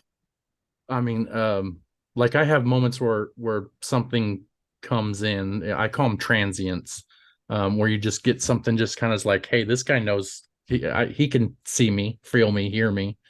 And I tell them, look, if you want to come back when I'm ready to connect with you, that's fine. But right now is not the time. But feel free, as long as you're good, you know, a positive energy, you can come back to me. mhm, You have to set those boundaries, of course, and it yeah. can be done. And I know some really great mediums like Scott, um, who could absolutely teach you how to set those boundaries. But I don't feel like you block them because you use them. You I absolutely know use them. things. Yeah, I know things, and I don't know how I know them. I remember Right. one time somewhere. It was like maybe like 4 or 5 years ago. It was a haunted location, and she had this little like, again, it's a doll. It was a little doll sitting on the shelf, right? And I went to go grab it. I'm like, oh my god, this was behind the wall. And I heard somebody say this was behind the wall. I mean, this was behind a wall. And the person who owned, well, was running the house. She was, how the hell did you know that? I'm like, you Right. just said it to me. She's, we didn't say, actually, I have never told anybody I found it behind a wall. I'm like, okay. And that was the first time I'm like, oh shit, what the hell just happened? What the Right. hell? And but then I haven't heard anything else since then. But again, like my boss, like I knew something's wrong with your mom. Right. This is your grandfather coming to you, telling you, you know, coming to me, knowing I can kind of communicate to you Right. something's wrong with your mom. And I didn't know she didn't talk about her mom being sick at all. Right. You know, I know something's wrong. And as I'm saying that right now, I have this big pain in the back of my neck. Like it like this went like really like totally numb. And God forbid me something happens to her and something back of her neck because I'll probably never forgive myself. But it's Right. right here. It just kind of like went like a numb, like your hand goes numb right Yeah. here in the neck. Just now, like out of nowhere. As we're Right. talking. I don't know what that stuff means because I don't. Yeah, like I said, I don't think you block it. I think you just you subconsciously don't necessarily try to connect with it all the time. Mhm. I Yeah, think I you do connect have to. with it, but most of the time you're just like, I just don't need that right now. Scott says you have to Subconsciously. meditate more. He said you have to. He goes, once you meditate and you calm that brain of yours.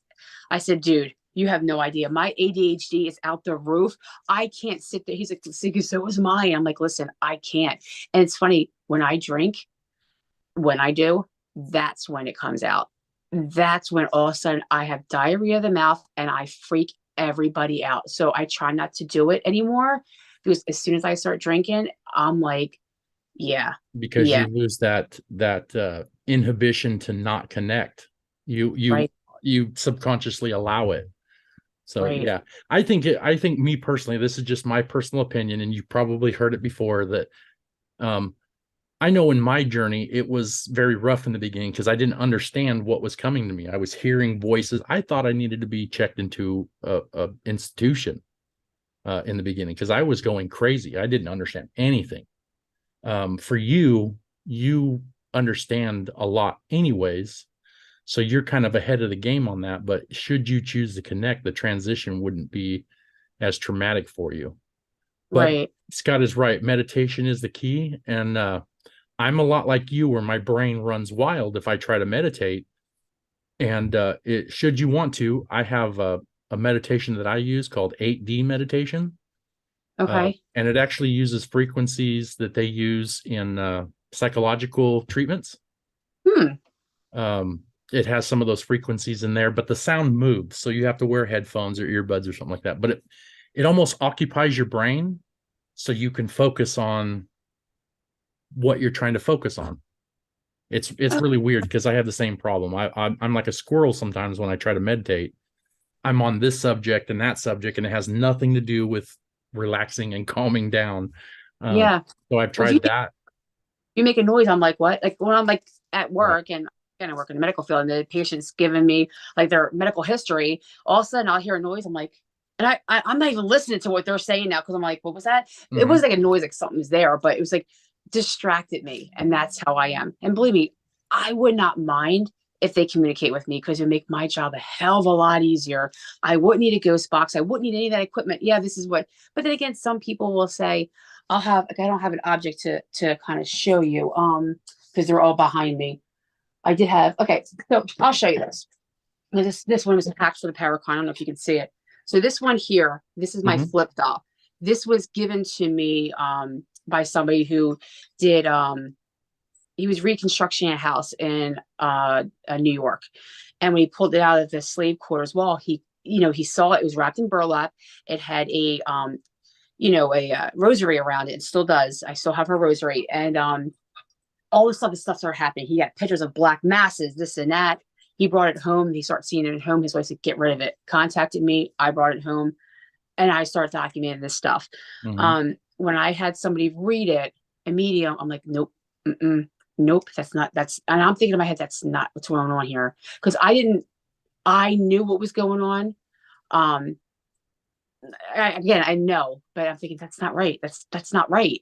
And this is not something I used before. This was somebody Right. new who, I asked. And then when I took it to the Paracon in Costa Rica, there was a guy there and I don't want to say exactly what he's a witch, but his bloodline is the highest ever of whole Latin America. It goes back generations. Right. He believes in God, he believes in all that, but he keeps his bloodline going for his family. Hmm. He's very knowledgeable in all this stuff. He came up to me and he sat there and started telling me and it's everything I thought that was wrong with that doll. Right. That I thought it was a voodoo doll and this and that. And they were telling me, oh, there's twins in there. Oh, they're happy. And I'm like, ooh, fucking happy. What are you talking about? They're happy. They're not happy. You know what I Right. mean? I'm like, they're not happy. But that's what she was saying. They were happy. And I'm like, no. But he did this like I think it was like a 5 minute long video exactly the voodooism and this and that. And then I said, well, I can't make this thing happy. And he's like, why would you? You're a white woman. Back then, you're Right. not happy. I'm like, yeah, I already knew that. He's, I know you know that. So it was like I was contradicting myself because I do know when people tell me something, like I'll say this thing is evil, like this, it's not demonic, but it's um not happy or it's Yeah. negative. And they're like, oh no, she's nice. No, no, no. I'm like, no, and I'm telling you. And as I'm saying this to this person, listen, when I was driving here, this big black mass came up from the seat from the doll was. I saw it in the window. The whole back side of my car was black and it Wow. disappeared. I said, I saw it with my first I saw it in the mirror. Then when I'm doing like 90 on this road going to the family hotel. Yeah. And I'm like, oh my, and I was on the phone and I screamed because it was out of nowhere. And I felt that anger. And Hmm. but this other person would say, no, it's good, it's good. No, it's not. It's not good. I know it's not good. I know. And I don't know how I know. See what I mean? Right. Yeah. Yeah. So I just With doubt myself a lot, but yeah. Yeah, doubt is a big problem. It was for me too, to trust what you're getting and know that you're right. You know what I mean? I don't think you'd have a too big of an issue connecting though, and you have some really great people um, around you that definitely could help you connect the way I think you need to. But that again, that's just my opinion. I don't know everything of your life. I've been following you for a while, so I know about you. I know what you show. But I definitely picked up that you were very sensitive, and that you kind of keep that at bay was one of the things I felt personally. But Yeah. anyways, I don't want to go too much on about that. You have Penn Paranormal, which is you and your husband. Is there any other members of Penn Paranormal, or is it just you and your husband? Just me and him. Yeah. Because Mhm. I do all like the reaching out and all the social media. He just comes with me and helps me. It's my thing. It's definitely my thing. I mean, I did have people like in the past help, Yeah. but it's just so much easier because I know I'm very anal with certain things and very like I'm I'm very professional and I want to get the job done. I'm not trying Right. to mess around when it comes to clients. I mean, yeah, we have dumb TikToks and stuff like I do them, Right. but that just you have to have throw that in every once in a while. You know what I mean? Right. To keep yourself Um, sane.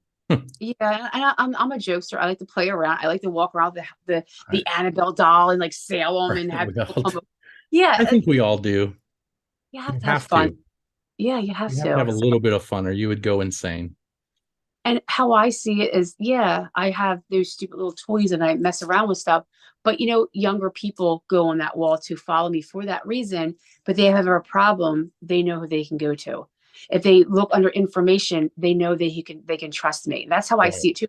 Not that I'm drawing them in with an Annabelle doll, like from the movie Hmm. or whatever. It's just they can trust me because I know my stuff, but I have fun and and hopefully they trust me. I get a lot of people from social media contact me all the time with Right. videos and pictures.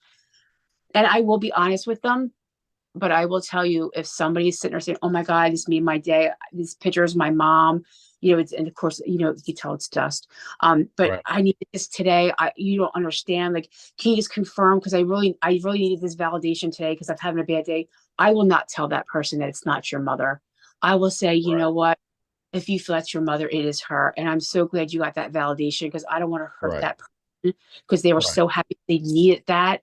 You don't know. Maybe the mom was trying to give her something and she just didn't see it. But that picture, her bringing it to me, was a validation. Right. Yeah. Yeah. I'm Yeah, the same way. I don't want to, obviously, I don't want to ruin my reputation and lie to somebody, but right. I'm going to tell you the truth, but I'm going to tell you in a tactful way. Because I get the same videos and pictures and stuff of, look what I caught. Now, some of them are the gems. You every once in a while you get something you're like, I Mhm. think that actually may be paranormal. After questioning them a little bit, and then sometimes it's like, well, I wasn't there. I don't want to hurt your feelings. I'm Right. not trying to be mean to you. It looks like dust to me, but I wasn't there. Maybe what you can do is investigate further, see if you can get confirmation of stuff like that. Give them tips on, maybe a voice recorder, or you know, if you have something happen and you get kind of confirmation with a device, maybe that is something. But I don't want to lie to them. Yeah, well, I don't mean like lie, say, "Oh yeah, that's your mom." I'm like, well, I'll be like, well, I don't know, but you're validating you coming to me.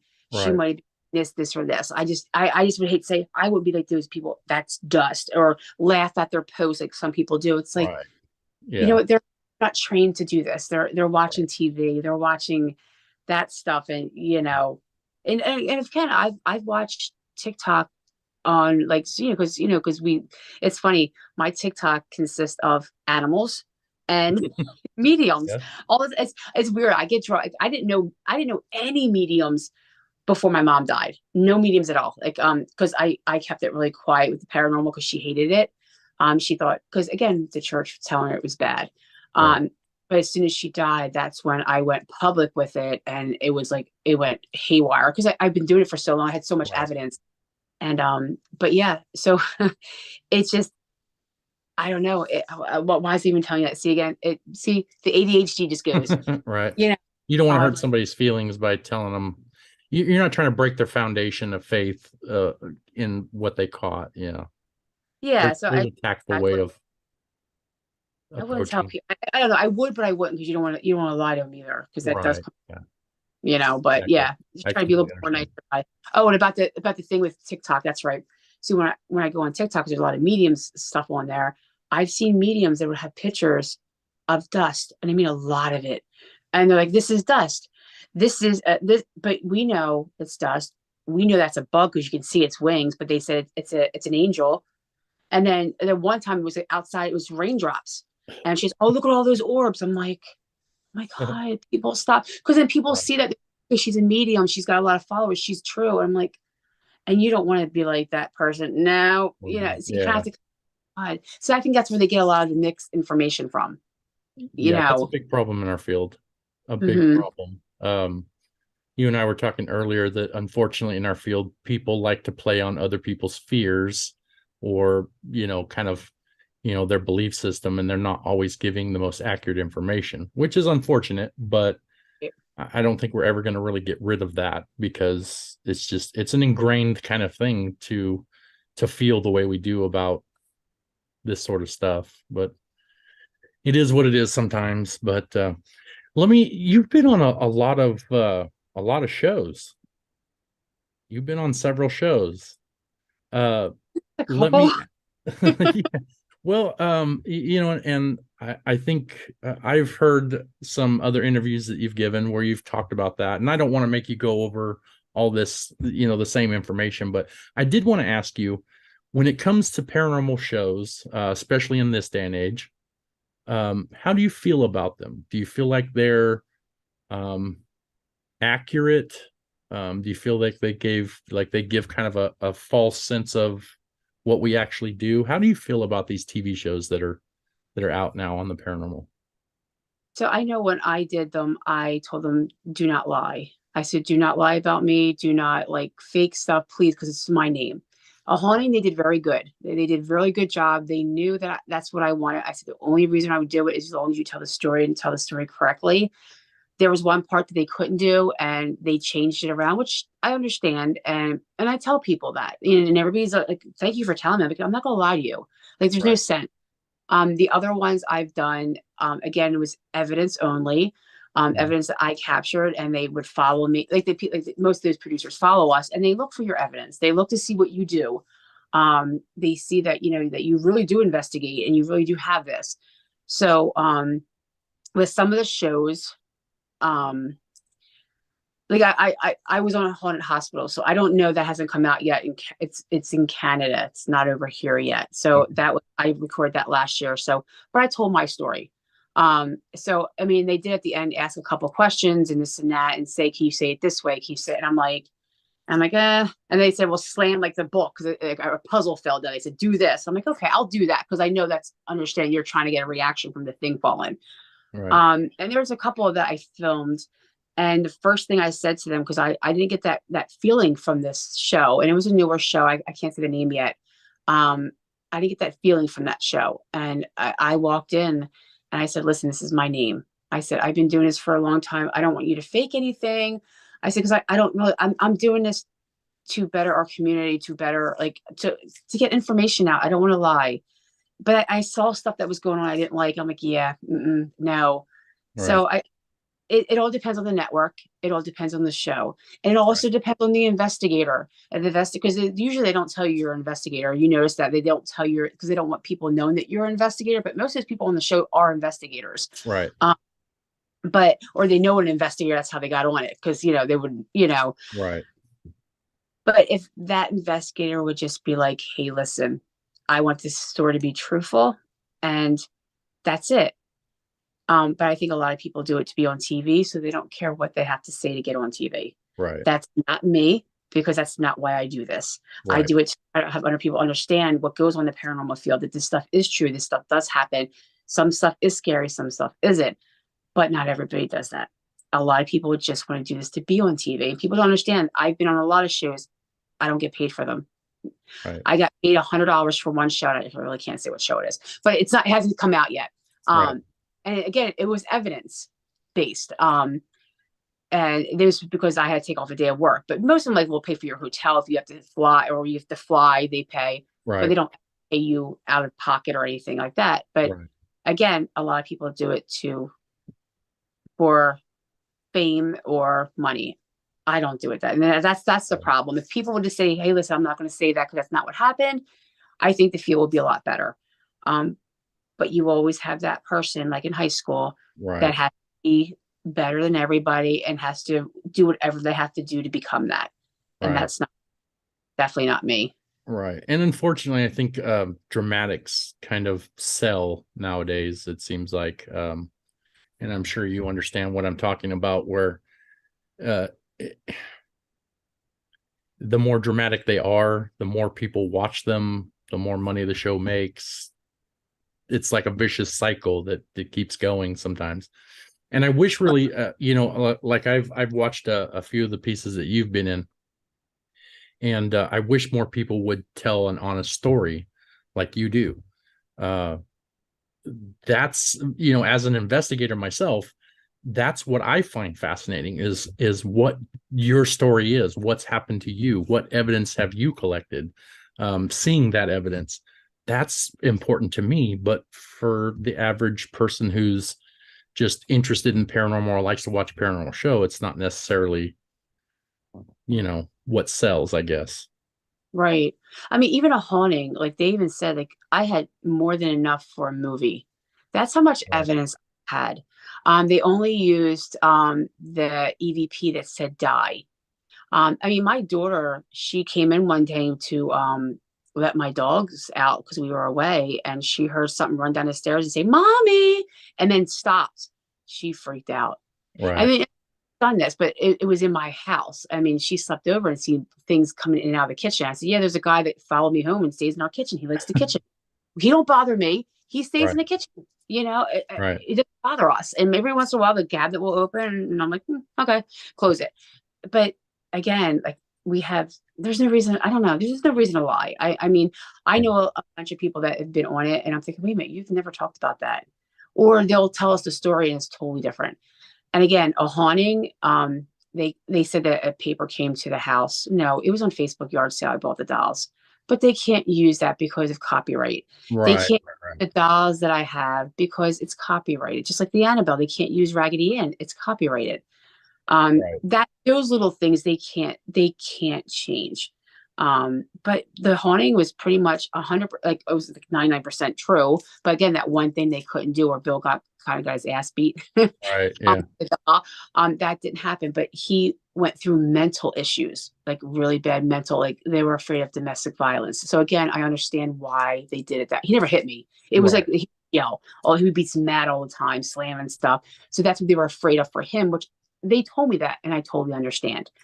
And then somebody did say, "Hey, listen, when the demonologist came out, can we say that because the thing did come in my head, I could hear it talking to me, telling me to hit him over the head, and I Yeah. was freaked out because I never had that happen before, and Yeah. I go back and start praying, and I was holding like I had a rosary on me, and I'm like I'm praying, praying, praying, and as soon as he closed that door, it stopped.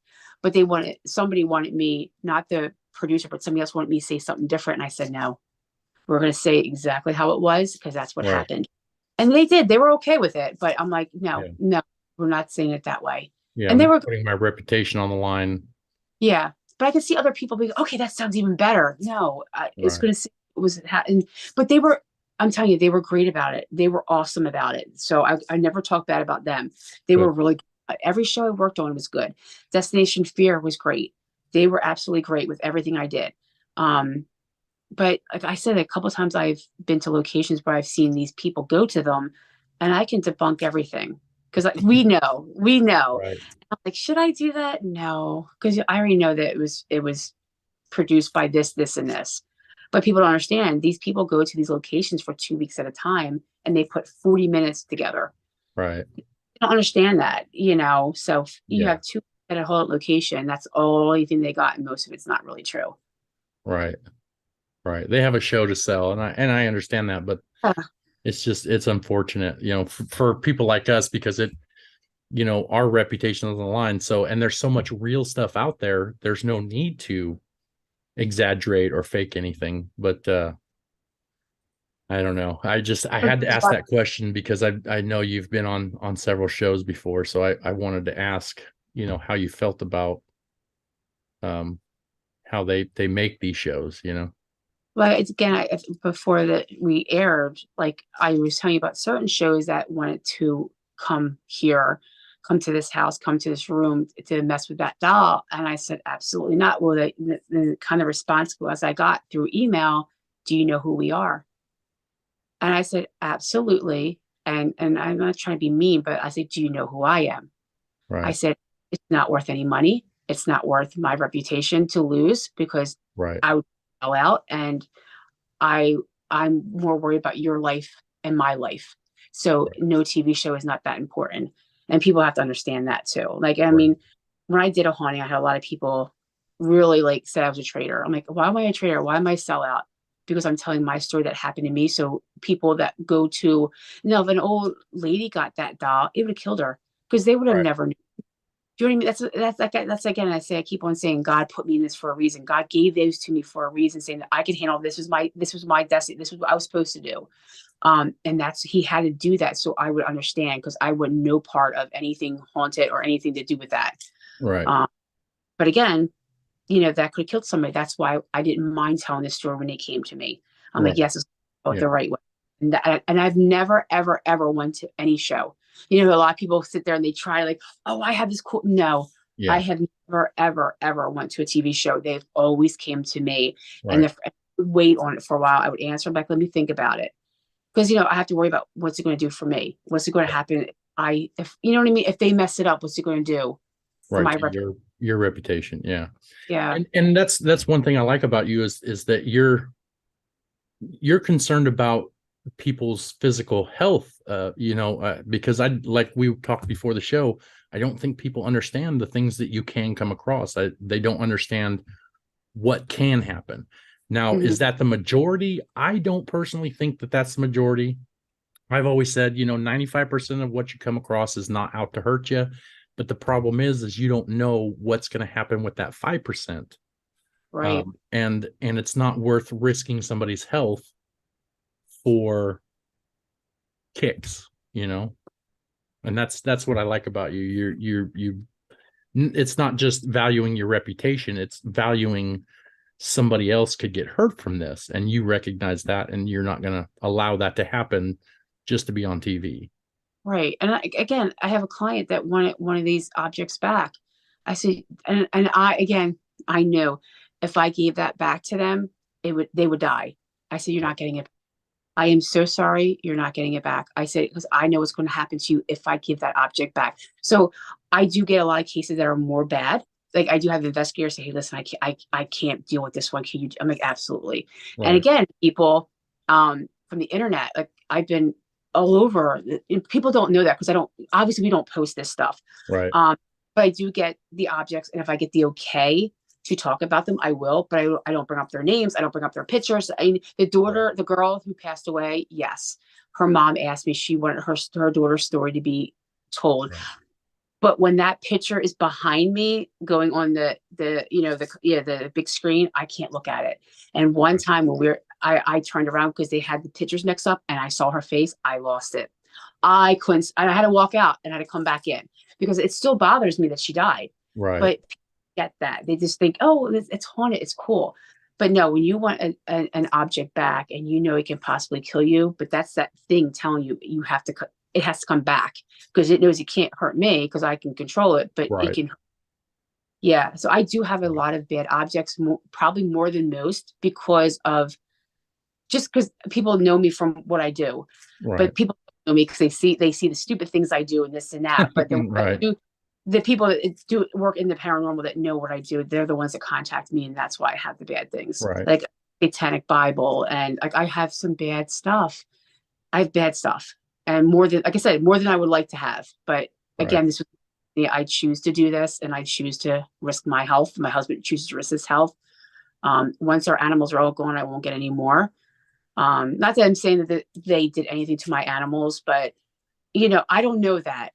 I Right. have him saying that those dogs were protecting me. They were, the one who just passed away, he was kind of like holding on to the energy so I don't get affected as much. Right.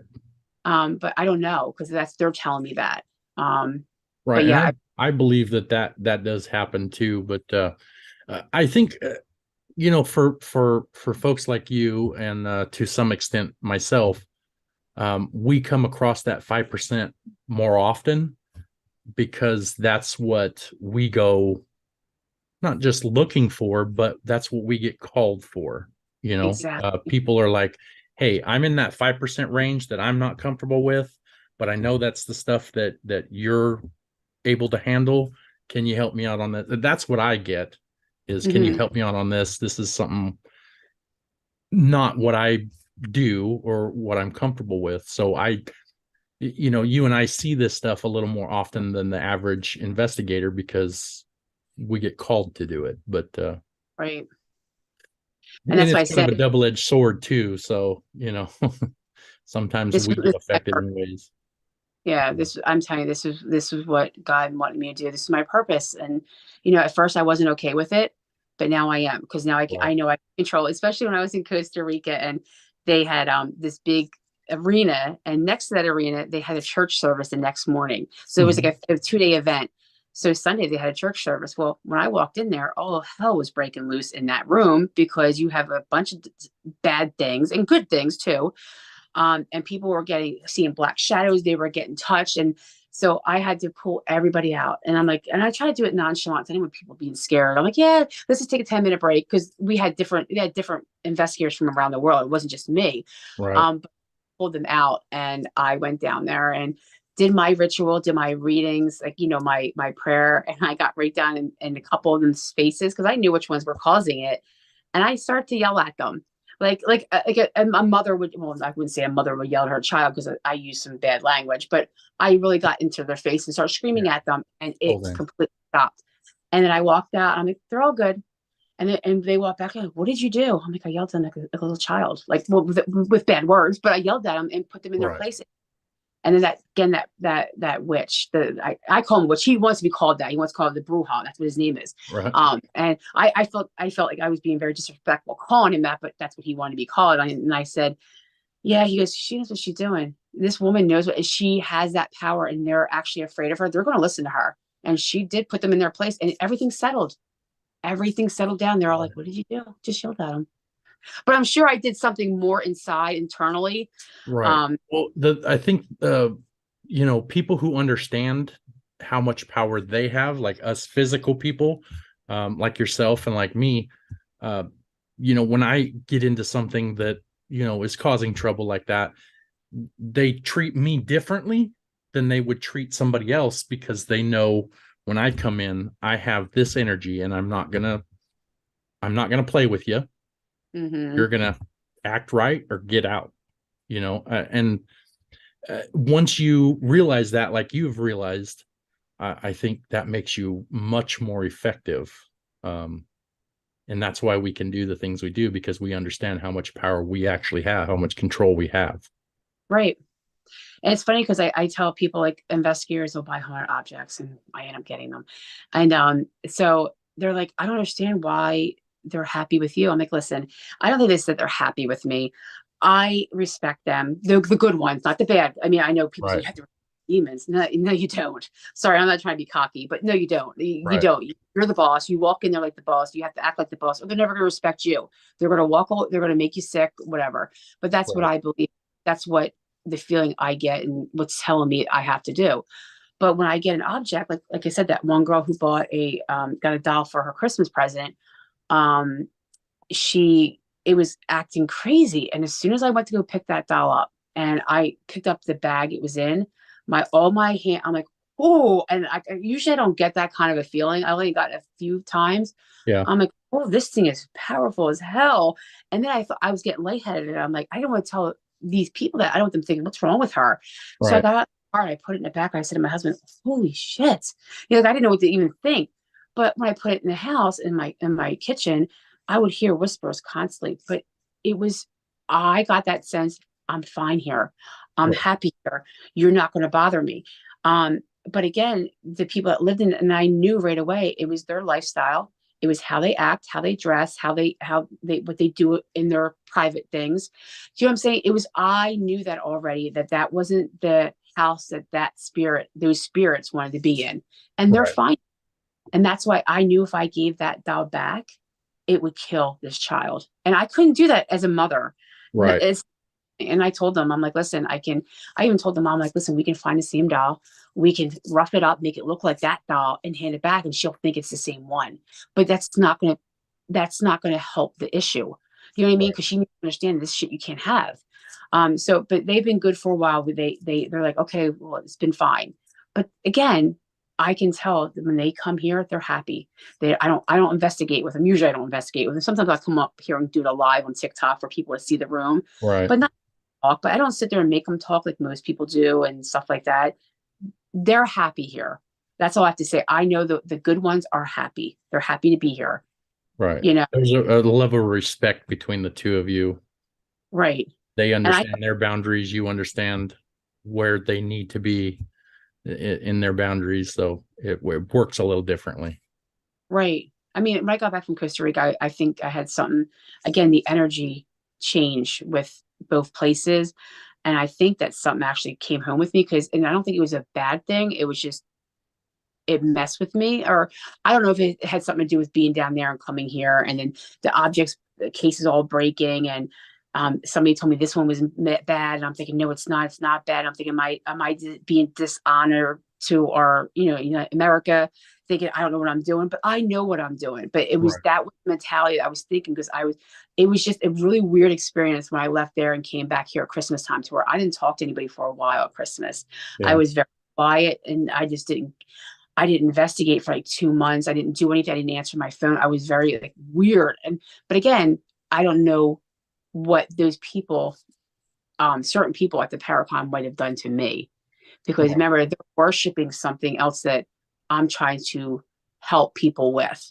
Right. So I have a feeling that they did something to me because they did to other people in the audience as well. Hmm. But I got rid of it. It's gone, but it took a while. We just have to be more Right. understanding of what other people do in different countries and just different religions because they can come after you because you're protecting what they worship. Right. You know what I mean? So Right. Absolutely. that's just me now. Right. Uh, there's we could sit here and talk for hours because let's be honest, I love you to death. Oh Um, man. and you have so much going on. Um, is there anything that you'd like the listeners to know? Any events coming up that you would like to promote, or um, things that you're going to be a part of that maybe they can see and get to know you better through your work? Is there anything you'd like to shout out to the listeners?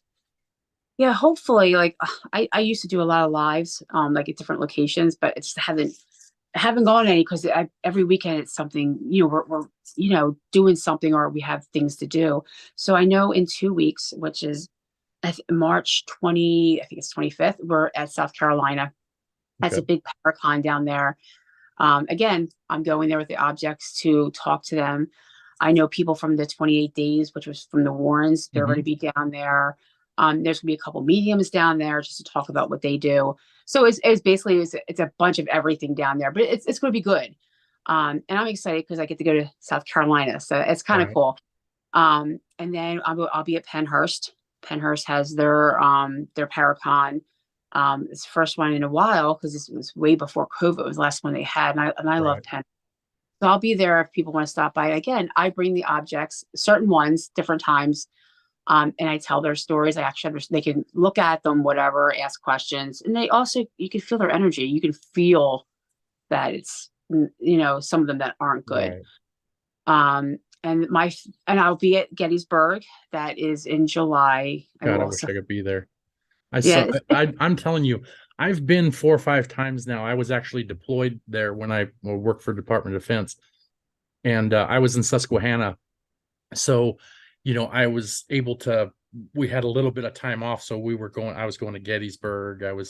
We went up to New York and stuff like that. But God, I wish I could be at the Paracon in Gettysburg. I really do. It's I cool. love that place.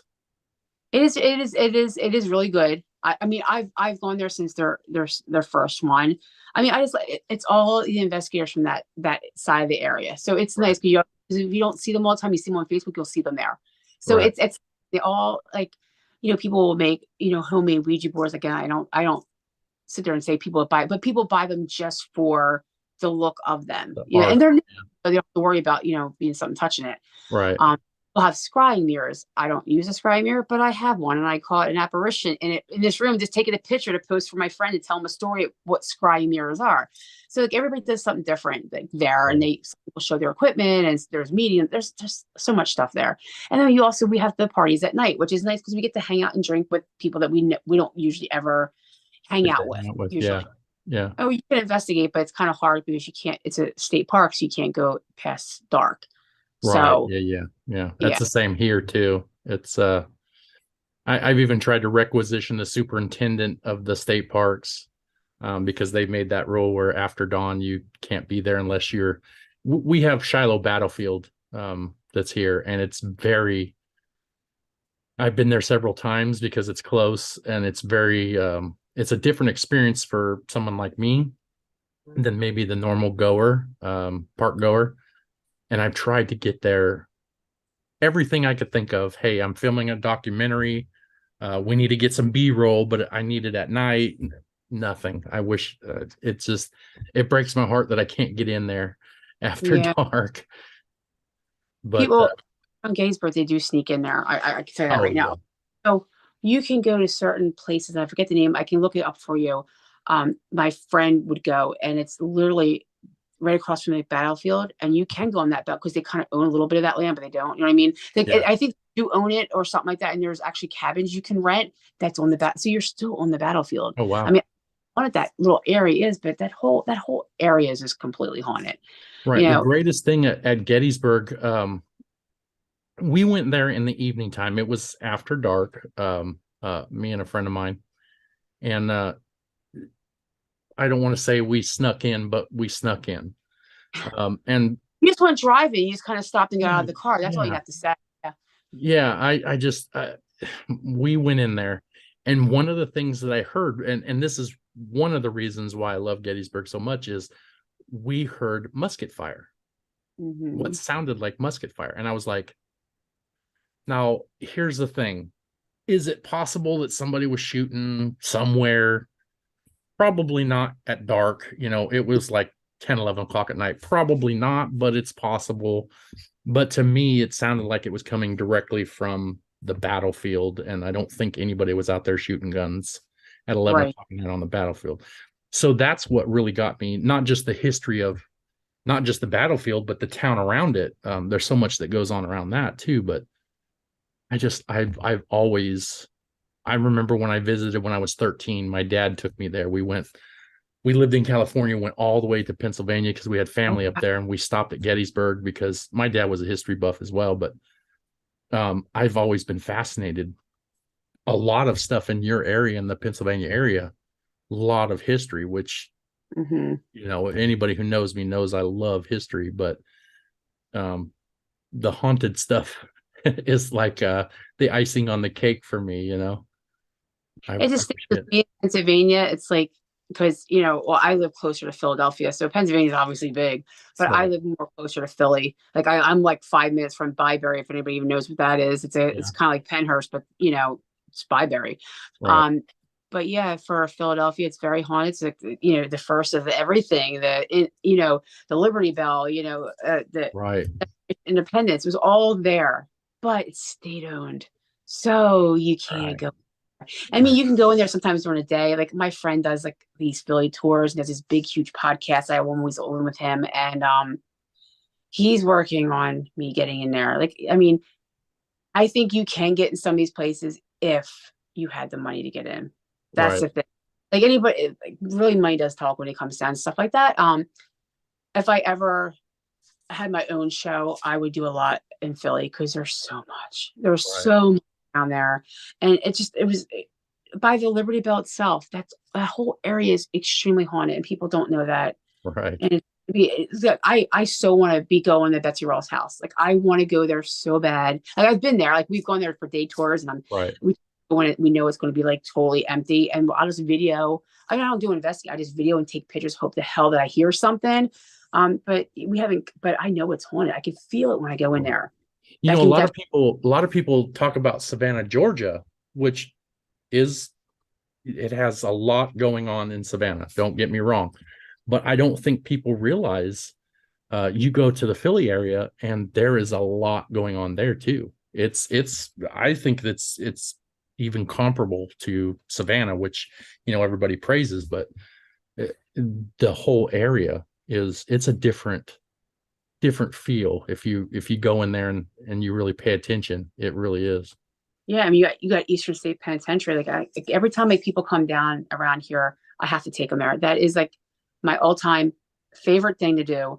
Right. Since I was a kid, like I absolutely love that place. I mean, my brother is like like 6'4". He's a real tall guy, Yeah. and we went one time, and I'm standing there and I'm paying because we had both sets of. He has kids, I had kids. My mom was there, And he didn't want to be there because he knows it's haunted. And I always talk about being haunted. He hates that stuff. He's scared to death of it. Big guy, you think you'd be, whoa, nope, scared of Right. it. But anyway, I'm sitting there and I'm paying, and all of a sudden something flipped my ear, and my earring went like this. I'm like, I looked at my brother, he goes, I didn't do that. And the girl I was thinking, she goes, yeah, welcome to Eastern State. I'm like, yes, you don't even have to do it. Like, I was on a live not that long ago. Me and Scott went there because you're not allowed to do investigations. And they say it's because of history thing. I believe that I feel that somebody got attacked there so bad. That's why they stopped doing it. But that's what I feel. That's not what I know. It's just a feeling that I get Right. that somebody got really attacked there really, really bad. And that's probably not information they're just going to put out in the public, you know? Yeah. No, not at all. So me and Scott went down there one time, and we were doing lives, and he was just walking around feeling what he feels and seeing who he's picking up. But the time before that, I went down, I think it was like on a Wednesday, and I think we went there on a Saturday or Sunday. So I went there just to take videos and just to show people on live, this is where I'm going to be. It was nighttime because they had like a nighttime event. Like usually they don't open at night. It's only during the day. So you can go at night. It's even creepier because it's dark, obviously. So Yeah. I was doing it live, and there's this one spot where you walk up and you go around and you come down. Everybody takes that picture of that one spot. It's a beautiful spot. I was walking up there on a live, and something grabbed my butt. And I'm like, oh, I'm like, oh my Wait a God. minute. Literally grabbed and I started giggling because I didn't know. I'm like, I turn around real fast. I'm like, but something grabbed my butt. And I'm like, because that's one thing like, I know, I used to know a couple people that used to work there. Like when I would go there, they were there and they would tell me some stories, but I didn't know them personally. Like I wouldn't know their last name or first name. And they would tell me women with blonde hair get touched the most there and are always like, they follow them around because they're men there, and you got a blonde hair coming around, they're going to follow you everywhere. And I'm grabbed my butt in the middle of the live, and I could not stop laughing. Wow. I just couldn't. It was like, oh my God, like I'm like, really? Like as I'm walking up the steps, so it was funny. I just thought it was really funny. I'm like, yeah, he's grabbing my butt as I'm walking up the steps. That's okay. Right. Yeah. For you, a female, you're in the lion's den of, in the middle of it. So I could see how that would be. It's funny because, certain areas, it seems like females, they almost capture stuff and get experiences more so. And I think because of the history of the place, a female typically wouldn't be there with a bunch of inmates or, patients or something like that. And they're dirty old guys, and that's the kind of thing they would do in life if there was a female standing there. It's funny. My favorite places to go are prisons and asylums or hospitals because I feel like the asylum part, they're mostly like, they're, I guess, the mentality of a child. So like Pennhurst, like I can sit on the floor. Like I would get so much crazy activity because I used to work there. I used to like I used to walk people through, like investigators. I would sit there and just let them do their thing and just make sure they didn't kill themselves. That's all. That's all I was there for. But some of them that knew me and they said, "Oh, can you investigate?" I'm like, "Absolutely." So I go, "Oh yeah, I get to investigate." But I would always sit on the floor and they would just, and they're like, "How do you do that?" I'm like, "Gotta think like a child," but they feel me as a mother. Like that's Right. And then again, when you go into a prison, they see you as something totally different, but that's okay. It is what it is. But yeah. So there was one place I have a TikTok video of Eastern State, and I walked in, and I don't know, I was with Scott because I walked in and in the cell because there's not a lot of cells you can go in because they have most of the clothes off now. But they had paintings of naked women everywhere. So I walk in, and the first thing I got was like a slap in the face, like you don't come in here, like it's not good. I'm like, so I just went right through it. I'm like, and I'm looking around. So I took out my phone and I'm like, I'm in Eastern State Penitentiary and they have women on the walls, naked women in a prison that, why? Like, I don't know exactly what I said, but I'm like, this isn't good. Like, I know you're trying to do art and this and that. Like, they do different art things there because it's Philadelphia. Philadelphia is an art city. Right. I'm like, but really, like you're putting naked women in here. People are going to come in here. And I just feel like the spirits would be like, grabbing. I didn't feel comfortable in there at all. Right. And then the same feeling. He went in and he took a video in there. But I'm like, yeah, I don't. This is not right. They should It's not almost have. provoking. Yeah. Exactly. Yeah. And I didn't like that. I got a really bad feeling about that. I Yeah. even get chills now just thinking about how bad that feeling was. Like I was going to get hurt there because there's again, there Right. I am. Everybody else was outside the thing, and I was the only one in there because I was taking a video and I didn't feel right at all. And you can see it if you watch if you ever go back and look. I don't know where it's on TikTok. You can see a look on my face. I didn't look right. I'm like, you can see I just wanted to get the hell out of there. Right. I thought I was like, yeah, like looking around, like, yeah, something's gonna happen to me in here. I have to get out. Yeah.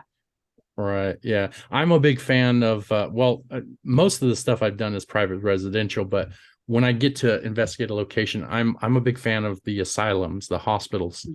Um, Yeah. I was just recently with POV at South Pittsburgh Hospital in Chattanooga, Tennessee. Oh, Uh, okay. and I love the place, not just because the people that run it and provide security there were great people, but just the overall feeling of being able to tell the story of some of the patients that were there. And there's stuff that they don't advertise for specific reasons that, myself and a couple of the other mediums that were there were picking up on names. And then we found information on those people being there. It was a great experience because I like to tell the story of the people that were there. In Oklahoma, they have Broken Bow Asylum, and my team is going to be there in April. Nice. Like it's I don't know, it's the story behind people that were there. They suffered trauma. Hmm. Go in there and you can tell their story or you can comfort them is a really big thing to me. Now prisons, I'm not a big fan of. I really am not a big fan of. And it's for two reasons. My life way back when I was young and dumb, I never, I never really would care to be in a place like that. Unfortunately, I had some trouble in my life. But prisons to me are, I don't know how to explain it. It's not scary, but uncomfortable Hmm. for me in a prison. They get that nasty energy. Right, right. It's almost like you even though there's no inmates in there, you almost go into a survival mode for me. Like I've got to be careful what I'm doing, who I talk to, who I try to connect with, um, because you have to watch yourself. I get that feeling. That's just my personal thing, but love hospitals and asylums though. Just something That's about it. that's funny you said that because when Eastern State, because I know it's prison, um, but when I went to Moundsville, which is in Virginia, Hmm. um, as soon as I got there, and I've never been there, it was the first time I was ever there. And again, it's a bad prison. It's a really bad prison. And I couldn't wait to go there. Um, I had a total different attitude. And I don't know if it was something that happened because somebody wasn't supposed to come and they came and it pissed me off. Like I usually don't get mad when I go to investigations. Usually I'm all excited, like, yes, we're going to do it. Right. I'm a little different person to where everybody's like, whoa, what the hell's wrong with you? Like, like totally like I was mad. Like I took over their energy and me and my husband, because we're supposed to go back again this year with the same people. I'm like, yeah, I don't know. If it happens again, I won't ever go back. I don't Right. know if it was the energy from I was being mad and that they fed on that. Do you know what I'm trying to say? Hmm. But I was different. I didn't Right. care about investigating. I was mad. Um, I don't remember even getting any evidence that night, but see, yeah, it had to be that place because I went to a location that I drove very far to go to. I don't want to say where it is, but there's a lot of controversy going on with certain people who owned it and now the people that did own it. Oh, And okay. I know I'm talking about. I do. I had no idea this was going on because I'm dumb. Okay. And I don't really, I go on the internet because I post a lot on my page and I try to comment on everybody's posts or everybody comments because that's what I feel I should do. So I don't get a chance to look at everybody's stuff. I had no idea what was going on in this field, like in that area, because it's not even, it's like 5 states away. Um, but I went for a friend's child's birthday. So the child was just turned 18. I went with a couple of friends from all over state. Um, and yeah, I got there. It was bad, and they start going at me social media because of my following, and I lost my shit. I'm not gonna lie, I lost it because I'm like, listen, I had no idea what's going on. Be grown up, talk to me, like If we're tell talking me. about the same place, I think we can actually talk about if you want me to mention it. Is it Waverly? Hmm. So Yeah. that situation has changed now. From what I understand, the Madeleines are back in charge. I don't know. I don't really look at their, like I said, I don't, I go on Facebook, but you know how Facebook only shows you certain things you want to see. Right, right, right, Um, but I just remember being I always wanted to go there, and I was so mad that it happened. That's what I'm saying. I'm trying to right, say prison, I was mad, but that was a little bit different. But my whole energy, my whole demeanor all changed. So I think I'm thinking that, and the same thing with Waverly. I was really mad that how are these people going after me? They don't know me. Like I right, didn't. right, Oh no, don't come after me because I have a following. But you didn't go after the other 7 people that were there, right. and I'm by myself because we didn't have anybody to watch. Our our dog person quit on us. Shocker.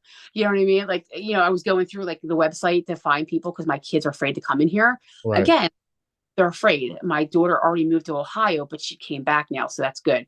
But I was using, Grover or whatever the hell these groups were. But I was trying to use the same people, but I didn't want to tell them what I had in my house. But they decided never to answer me back. So I think they got spooked or Googled me. I don't know. But anyway, so Bill had to stay home. I went to Waverly by myself. Let me Yeah. tell you, that was the most evidence probably I've ever gotten in my whole entire, like, in one spot. A lot of Because people say that. again, I don't know if it's because I was a woman, I work in the medical field, and they can, again, they know what you do, they can read you, Right, and then I don't know if my guard was down because I was so worried what was going on social media wise, right, because was going, you know what I mean? But I'm telling you, I got grabbed in the neck, I got hit in the leg, I got my hair pulled, and like I'm not one to go, oh my God, like I just kind of like, okay, nobody's gonna believe me, so I'm not gonna say anything. But when this stuff started happening, when it hit me real hard, I started to like laugh, but that laugh was like, oh shit, I'm by myself. I don't know where the hell, I don't know what floor I'm on. It's complete thought, but I'm on a Facebook Live. So if I right, did fall and break my neck, somebody will tell somebody where I'm at. right, That's why I did it. But I was in a live from the time I got there to the time I left because I was by myself in this place. right, But I just started giggling, and all my friends knew when I giggle like that I was nervous because I didn't know what was going on. And all of right, a sudden you hear the door opening up, but nobody was there. I mean, it was that place. I can't wait to go back because it was insane. Like right. it was just insane. Everywhere I went, I was getting stuff. I was hearing stuff, and the EVPs out my ass. Like every time I turn around, like I'm hearing like saying shh. I'm like, oh my God, did you just hear that? Like, and there was nobody there. Like Right. that was one of the best places to go to. Well, I'm going to tell you, I keep up. I've got some friends that are here in Mississippi that are, um, we try to stay in connection because we live in the same state, but that's been a conversation that we've been having for a while because Waverly is actually one of the places I want to go. And more specifically, there's a specific reason why. And it's the shadow figure that people have seen there is what I want to connect with. Something. Can I tell you something? Sure. So I saw that sucker. I, Right. I when this all was going around, they were trying to tell me the history. We took the day tour so I could take pictures during the day, and then we went to the night tour and of course, he reached out to me because that person knew already what was going on social media before I even knew. But he was trying to tell me the history, and I wasn't really listening.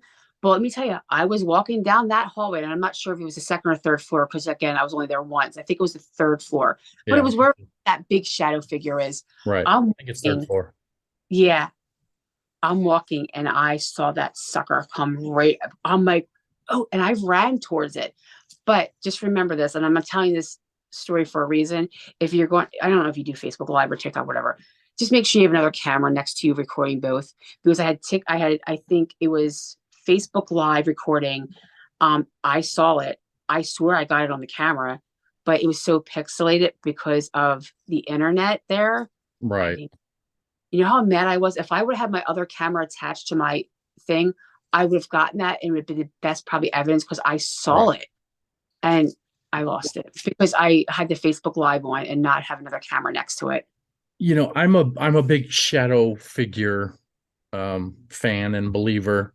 Not only have I experienced that in real life, not just here at this house, but in previous years of my life. I had some experiences with shadow figures. I have this idea of what that shadow figure might be, and the way that people portray that shadow figure. Um, I don't know why this is, but I feel like it's not the whole story. I feel like it's almost a defense mechanism of that figure to scare people. But I'm a big fan of shadow figures, and that's the reason why I want to go to Waverly. Now, I was aware of, the kind of the turmoil and the things that were happening, and there were still people investigating, and I don't, no ill will or blame them, because a lot of people didn't know. Uh, Yeah, I didn't know. it wasn't really getting put out there unless that you were close to the situation, I think. um when I became aware of it, I was, because that's one of the big places that I'd like to go because of that shadow figure. So I've been holding off trying to get there until things get resolved. And some of the friends I've been talking to, um we believe that now the Mattingleys have taken back over control of it, so the turmoil has kind of died down there. Hmm. So if that's true, then I want to go there as soon as I can. You know what I I mean? don't one bit. I was at the Old South Pittsburgh Hospital in Tennessee, and was able to capture a shadow figure down one of the hallways, which actually later on got confirmed by thermal cam as well too, with the group I was there with, POV Paranormal. And that's my thing. Like, that's, if I like to communicate with them, so I'm always, SB7s, portal boxes, voice recorders, doing EVP sessions and stuff. But besides that, I've always wanted to capture a shadow figure, and I finally captured one at Old Good. South Pittsburgh. And it's one of my pin videos if anybody wants to go check it out on TikTok. But I have this idea of something that I picked up when I watch Waverly, that shadow figure. I think there's more to it than the story that's been told. So I don't know the story about it, but I didn't find it. Because I ran towards it. So if you understand, like I've had a black mass come at me in my own house because of the thing behind me, Mm-hmm. and I couldn't see through it. I can kind of see through that one. I mean, I seen Right. it, but I didn't. Like there was like a spot where you couldn't really see it.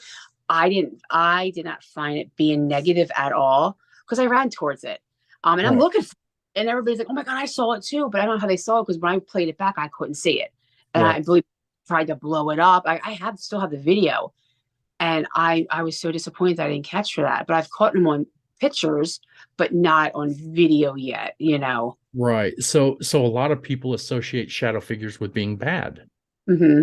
Um, I've come across both. Yeah. I've come across ones that were negative. I've come across ones that's just how they present. Yep. There's nothing bad about them. They just, that's the way that they manifest. And I think, I've heard people talk about, how they got a negative feeling, or they, it scared the crap out of them when they were at Waverly and saw the shadow figure. And I've always wanted to go there because I wanted to connect with it, because I don't think, like you, that it is negative. Hmm. I Yeah. honestly don't think it's negative. I think some of the things that it does that scare people are almost like a defense mechanism of, I'm going to do this so you'll run away. And, so you're not bothering me or scaring me. It's almost like the feelings of the shadow figure. Um, I don't find it to be negative, just from what I can read into it from here. And I Right. and I want to connect with it. Yeah. I didn't find it. Yeah. I wasn't scared of it at all. I mean, I've seen a black mass actually at Conjuring the first time I was there before anybody else ever was there. They invited me up it was like a week, about a month after Ghost Adventures was there, and I saw a big black mass come next to me. I thought it was the caregiver from the home, and the girl that I brought up there, she's no, he's in the bathroom. I'm like, no, I literally, I was taking pictures of the house, and I saw it in the side of my eye. Oh, It was dark. I just thought it was him. And then yeah. I went for it thinking, well, then I'm thinking, well, no shit, maybe it's a bear. I'm not gonna go run that because it was big. Right. But I saw the whole side of it. Like it was not like a peripheral. I mean, I saw, but Right. I be taking pictures. I didn't want to, but I used to see, I see black shadows here all the time. But when my kids were younger, because I have four and the girls, adolescent age, let me tell you, when they were acting up, we used to call him Mr. Blackie because we would see black stuff, all like a shadow always in our dining room. But I Hmm. also have two mirrors, a doll cabinet my mom's used to be, and then my china closet in there. Do I believe that? I don't know, but it was always in that dining room area. Hmm. But I always thought it was my kids and their energy and then being adolescents. And, my one daughter has bipolarism. The other daughter has, this is all from their father, not by me, but, but they grew out of it. So I just think the therapist was wrong. But my other daughter has anxiety really bad, the twin. And, but yeah, I'm like, oh my God, you guys better knock it off. Mr. Blackie, I keep on seeing, but we all saw Mr. Blackie. Right. I was afraid of it. My kids maybe because they didn't understand it, but I always thought it was their poltergeist, their energy making that. So Like I a saw it fractal as, spirit almost. yeah, I never saw it Part as of it. bad. Yeah. And it ended like a couple years after. So it could have been a spirit that left, but I felt it was them creating it. But they Especially weren't. with young, prepubescent and teenage girls. It's not uncommon. It's not uncommon.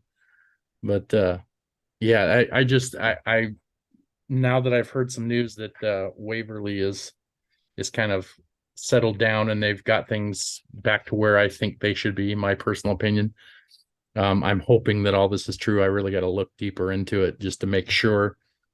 I definitely want to go there and connect with that. And it's been like that for years where I've wanted to get there and connect with it. I used to live out in the West Coast, so I was so far away that it was hard to get to. Now I'm here in Mississippi. It's not such a, it's a place I could drive to if I put in some hours. So How long is the drive? Do you know? I can't remember exactly. I had it on Google Maps one time. I can't think of how many hours it is, but I live in the top of Mississippi. Like I'm right at the Tennessee state line. So Okay. it only takes a few hours to get across Tennessee and into Kentucky. And so it wouldn't be Okay. something undoable. I'm only basically a state away. So it wouldn't be undoable, but I would definitely want to get there. Yeah, And I'm 11 hours from there, but I drove by myself 11 yeah, hours. Yeah, right. I wanted to go, and let me tell you, I would do it again in a heartbeat. It was awesome. It was everybody always asks me the most haunted locations I've ever been. I tell them that it's always there's like four of them that are just super haunted, and that is one of them. That's probably. Yeah. But then again, I don't know if it was the energy, and they were kind of saying it's going to be okay, or they were doing the opposite. Hey, listen, I know your guard's down, so I'm going to smack you around a little. Right. Right. Yeah, Yeah. Sometimes it's hard to tell. yeah, but it was all good. I didn't get hurt. I didn't get. I mean, when they grabbed the back of my neck, again. I don't want people thinking I was being a baby, but I'm like, is there something on the back of my neck? Tell me there's something. Is there a bug? I knew there was no bug. I Mhm. just didn't want to make sure there was no scratch on the back of my neck because I felt it go like that. Like it was like warning me, like, hello. And I just saw a black shadow figure out walking because I was laying on the gurney. It was in the Mhm. operating room. And I saw something walk by. And I'm like, oh my God. So I jumped off. I'm like, I just saw you. And the ghost box was talking, saying the same thing. And Mhm. I'm like, and that's when it grabbed my neck. And I had a body camera facing me. So I got the body camera and then I got the vision of me turning around with the live. And I'm Mhm. like, and then I told them later, like, no, something grabbed me in the neck, but I didn't want to say it because I was like kind of like freaking out of it because it grabbed me hard. It Right. wasn't like it was something like I'm like, ooh. And like I'm not used to getting touched and grabbed and stuff like that because that usually Right. doesn't happen to me. It's But I know happened to it's me quite a bit, but it can be unnerving when it happens to you to know that there's nothing around, but you felt an actual fingers or, a hand, a palm. It can be unnerving. I won't lie to you. It's happened to me a lot, but even to this day, I don't think I react the same to it, but like, I definitely stop and reevaluate what I'm doing when it happens. I just think because I was by myself. If I was with people, I'd be like, Right. because I've been at the Conjuring House when I feel like something runs into me and I have a big, huge bruise. I caught Mhm. that on a live. And I'm like, and I showed the bruise the next day. I'm like, look at the side of my leg where that thing hit me, you know. Right. But when I'm with people, I feel better. I was very out of my element there. Yeah. Less Like really, vulnerable. Yeah. yeah. Nobody was with me. The one friend that did come with her kid, they were down in the death shoot. So I Mhm. was, and I don't know how you say his name, and I'm going to say it wrong, but it's Kyle Coloni. Alani? Yeah. Kalani. I always say his name wrong. He was with us that night because Oh, okay. she had a couple friends that canceled on us because it was a far drive, and Right. we got to him like, "You want to come?" He goes, "Absolutely." But he was cool as shit. He just did his own thing, and Yeah. like we would pass in a hallway. He was hi Penn, and I'm like hi, and we never bothered each other. We Right. just went. Well, the But there place was is massive, so unless you had like 300 people there, you're probably not going to run into each other. yeah, but everybody wanted like the morgue. The morgue was pretty crazy. Like my stuff was stopping. My light was turning. I don't know what you do for a living, but my husband's a mechanic, so he has a. It's not a dead light because that's paranormal. He has a snap-on light that's Mhm. probably like 100 and something, $200. It sticks to metal. Yeah. It Yeah. was stuck. So you know what I'm talking. It's like a big one. Yeah. It was on the not it wasn't an operating table. I guess it was the embalming table or whatever. It was a big one, but it was all metal. It Yeah. was on that. Okay. All of a Mhm. sudden I'm sitting down on the floor in front of the morgue and I saw it. I'm like, oh shit. And I caught that on camera on tape. And I was like, oh my God. It was just Right. insane. Every time I turned around, it was something else. I'm like, I can't believe all this activity here. Right. I definitely want to go back there. I've been like, because now I've been waiting until they owned it so I can go back because I don't Right. want to, you know what I mean? I just, Right. trying to get the benefit of the doubt, like, listen, you should have reached out to me. I would have known, but I didn't know. Right. But I'm It's waiting for that understandable. opportunity that we can go back again, definitely. And then I'll go back. Yeah. Call me when you do. Yeah. Call me when you do. Right. We'll go together because I mean it's not that expensive. It really isn't when you think about the price. Like I don't know how much your stuff is around you, but places around me are expensive. Yeah. This is why we don't do it. And everyone's like, "Well, don't you get in there for free?" I'm like, "I wish." No, we don't get in there. Like Brandon, Goose Hunter One. Uh-huh. He said to me one day, he goes, "You're a pen. You get into everything for free." I laughed. I'm like, Where did you hear Right. that from?" Yeah. I None said, of us do. no, we don't get in anything. We have to pay the same amount of money just like you guys. And we Right. don't make any money. So it's like, I have to eat peanut butter and jelly sandwich every single day. Just go Right. location, you Right. know. Now there's some locations like the one we're going to is very reasonable. Like as far as paranormal locations, it's cheap considering. How Uh much is I think it was 350, $400, okay. and we're splitting that between 7 people. So it's like $50 a person, you know. That's not So bad. There is a but you go couple. to places like Eastern State Penitentiary in Tennessee, which is not far from me, maybe Oh, six. there's one in Tennessee. Huh? Eastern State Penitentiary. There's one in Tennessee. It no, sorry, Brushy Mountain. Okay. I'm like, oh, Brushy is there Mountain. You had talked about that earlier, it was on my brain, but yeah, Brushy Mountain Penitentiary. It's not too far from me in Tennessee. It's like 1,500, 2,000 a night. And we're my talking parents like go there. 5, 6 hour window.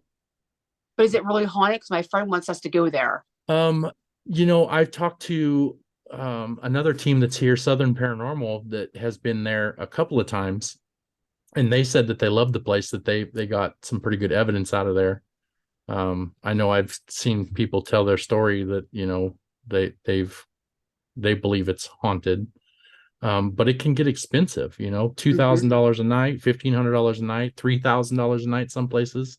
Yep. It's expensive, and we're not making money on this. We're not TV shows that, get advertising dollars. We're coming up with this money out of pocket. And like you say, eating peanut butter and jelly sandwiches or, bologna on hand. Yeah. So you Yeah. can afford to do this stuff. Yeah. We don't raffle stuff off to get money. Right. Like, Yeah. They don't let us in for free because we're funny or we're cool or they like us. It costs money, a yeah. lot of it sometimes. Yeah, everything's really expensive. And anywhere we go, I know there was one place that it might be like $300, but I don't get a lot of activity there. Yeah. So I spend the $300 to do that, or just save up $1,500 and go to a big place that I know it's going Right. to we're going to get a lot of evidence? And I think that's what I would rather do. Well, the cheaper place that we're going to, Broken Bow, everybody I've talked to that has been there says that they've gotten a lot of activity. It's actually been on Nick Groff's show, Hmm. Death Walker. They caught a shadow figure there. One of the claims is that people have gotten scratched. I've heard many people portray that claim that they've been scratched while they were there. There's definitely one of the people that I trust a lot is Donald Martin from Southern Paranormal, and he went there and he was impressed by it, and that's not easy to do. Just if anybody knows Donald, he's a very skeptical believer, and he was impressed by it. So if he says that he loved the place, I'm gonna say that it's a good place to go. I don't know. I've heard that you won't be able to investigate there much longer either. I don't know if that's true or not, but Place called? it's called Broken Bow Asylum in Oklahoma. Oh, oh, see, that's like all across this whole Yeah, that's a country. ways for you. Yeah, for me, it's I like a know. 6.5 hour drive. Oh, It's not wow. too bad. So, Hmm. but It, it probably is pretty bad. yeah, I mean, not necessarily a dark place, but there may be some, yeah, fairly active.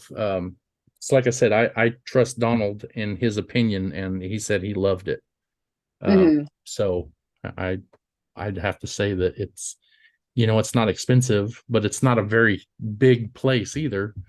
Um, but I don't know. I don't know if cost always means activity. Right. Big places. I've heard of people going to these big places spending $1,500 and they didn't catch anything. You know. Again, I worked at a certain place, like I already said it, but and I would be there and they wouldn't get crap. And they would be mad. And I totally understand. But if you're to go there to think you're to get something, you're not going to get anything. But I Right. just tell like a child, sit on the floor, be by your like and everybody says don't be by yourself, this and that. I notice when I'm by myself, I get more activity. Right. I'm just like, Within reason, oh, I think it's fine. Yeah. yeah, like if somebody's on the second floor and you're on the third floor, I mean, come on, you could scream. Right. Yeah. Like we used to get like one day free, and sometimes I had to go by myself because my daughter couldn't make it and my husband couldn't make it, so I would go by myself. And let me tell you, I'm sitting there like, and I could hear like a bed being drug across the floor, and I know there's nobody in that building, and I'm like, oh, Right. and I want to live because again, the live. So if something happens to me, if somebody comes in there, Right. it somebody knows what's going on, Right. and They know where you are. exactly. But let me tell you, it was insane there. But then when I go with certain groups, nothing, and I'm like, Yeah. I believe it's the energy of that person and their intent Right. and and everything. But again, Penhurst I think is pretty good depending on the people you go with in the time of the year. I Right. believe when it's summertime or the wintertime, and this is what I believe. When it's winter and it's hot and it's cold, they don't move. They don't interact. Their So energy is too cold. They can't move. right. So there's I'm sure you're aware, but there's a theory that thermic energy, and I think Tennessee Wraith Chasers actually did an experiment where they used basically a space heater and found that once they heated a place, that thermal energy actually allowed things to happen. I think when it is cold, there's not as much energy to draw from the cold as there is from the warmth. So I think that's a great observation where you noticed when it's cold, it doesn't happen so much. Because I've been to so many locations, I notice if it's in the wintertime and it's the first thing I ask, do you have heat? It's the first thing I say to them. And yeah, because I'm a cold person, but um I know if it's cold, you're not gonna get shit. You're not gonna and I've told people don't go to these big places when it is cold because you're not gonna get anything. They're like, why? I'm like, I said, think about it. When you're cold, you don't want to move. You're cold. Right. And we're energy. I mean, yeah, we have bodies, but we're still energy. And when we're hot, you can move around. You feel like you're freer, and you can. At least I do. And I noticed everything that I've gotten, good evidence wise, it's always been warm, not Right. like hot, like you're sweating, but Right. it's warm. But cold, forget it. So every time I would hear somebody say, "Well, let's go this," and I'm like, so we went to Crescent one time with my friends, and it was in a blizzard, a freaking blizzard, a blizzard. I'm thinking, I said to Right. Bill, we're not getting nothing here. We couldn't even see the pathway. We stayed in the chapel because we couldn't find anything else because we were afraid if we would go off, we would get lost. We couldn't find Right. anything. But we will go back there when it's warm.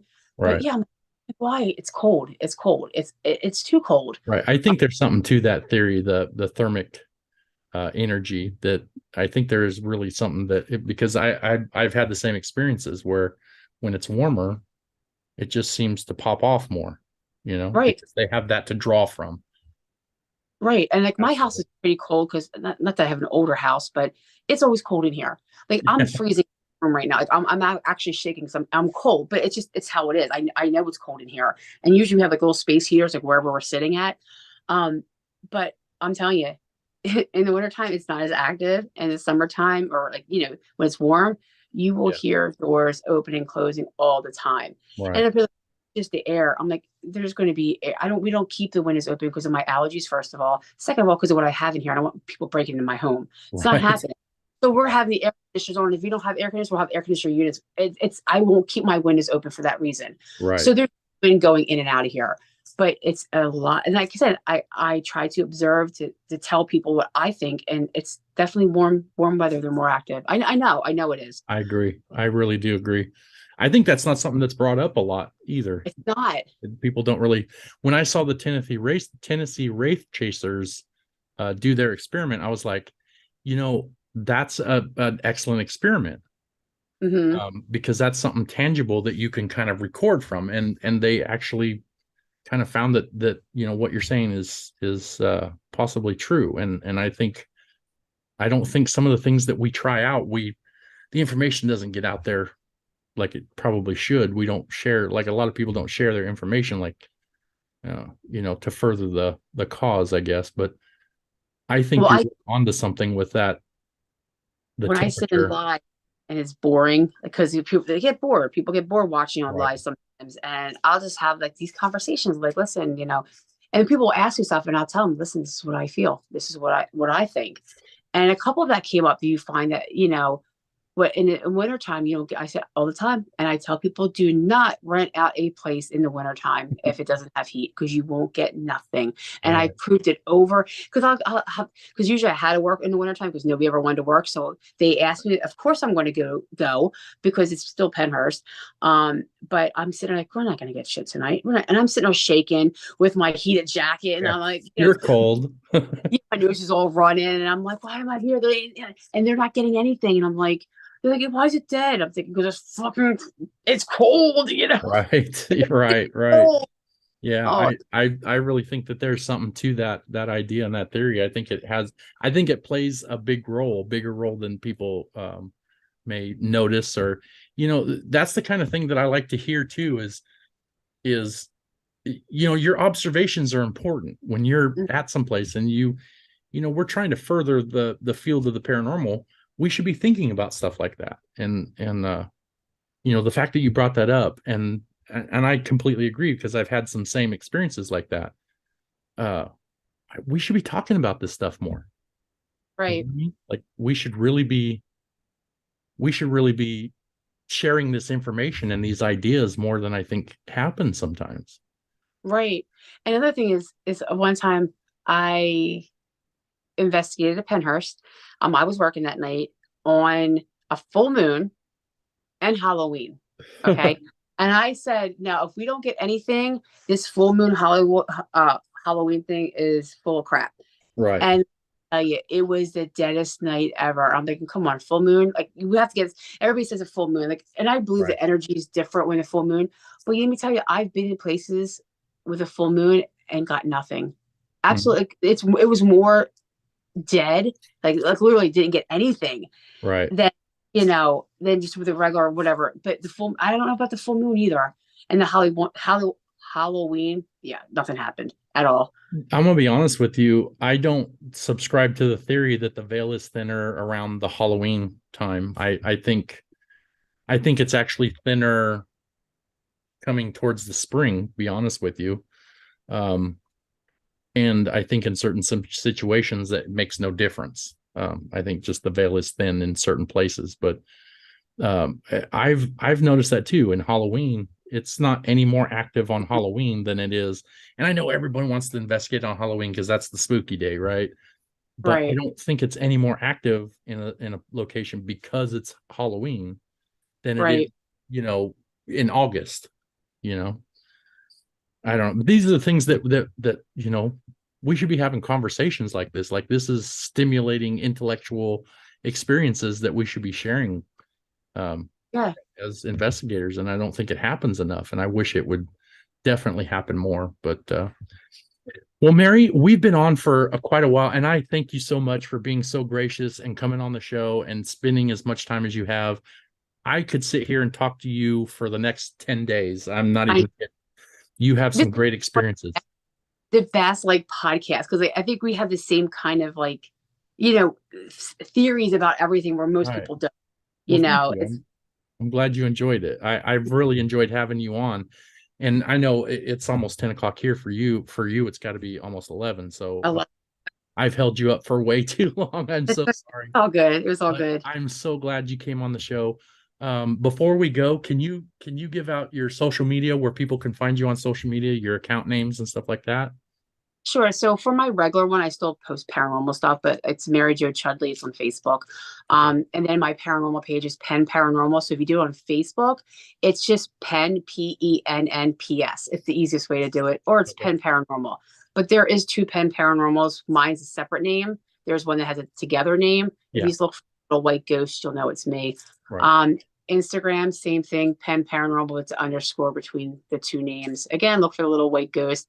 There is a link in my accounts, so you just hit that and they're all in there. And again, same thing with TikTok. And please don't, judge me for the TikTok. Again, I try to do the fun stuff and the goofy stuff and me Right. yelling at Annabelle. It's fun compared to the not acknowledgement of the Right. paranormal as well. But that's also Penn Paranormal. So everything's under Penn Paranormal. Okay. So as long as you Google it, you'll find it. It Right. just comes right up. Right. And if you think I have Gretchen and Lily have their own little Facebook and little, I don't put nothing on TikTok. I just saved it for their name, but they Right. do have little, when I do stuff, and we have one that's called Haunted Pen, which is all my haunted objects, which I Okay. don't really, I do post on there all the time. And it's got, I don't know, like 2,000 people follow, but they're all just the haunted stuff. It's all my objects. And that's on Facebook? That's on Facebook. Yeah. It's Okay. called Haunted.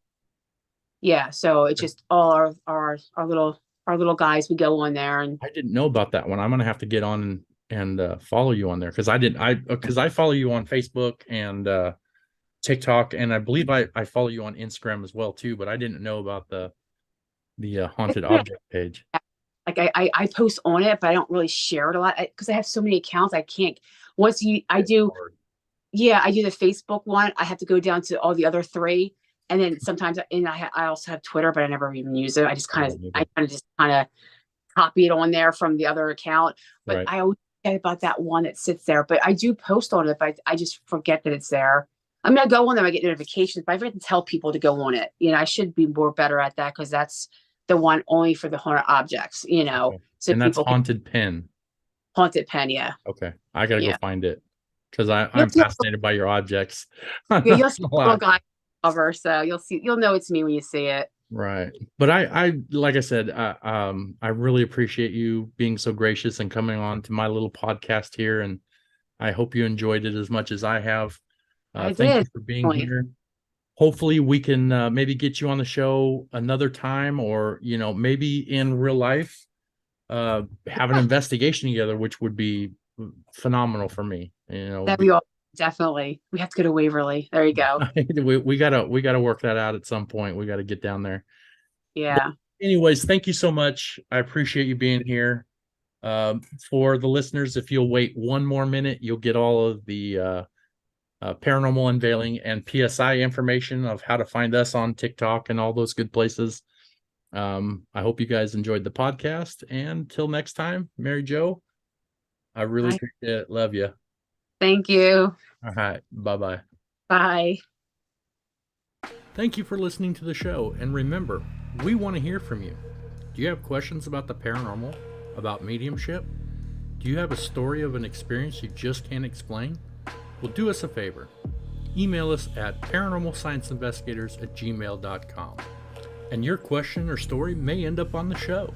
And if you'd like to see our video content, you can check us out on YouTube at paranormal_investigators or on TikTok with the same name.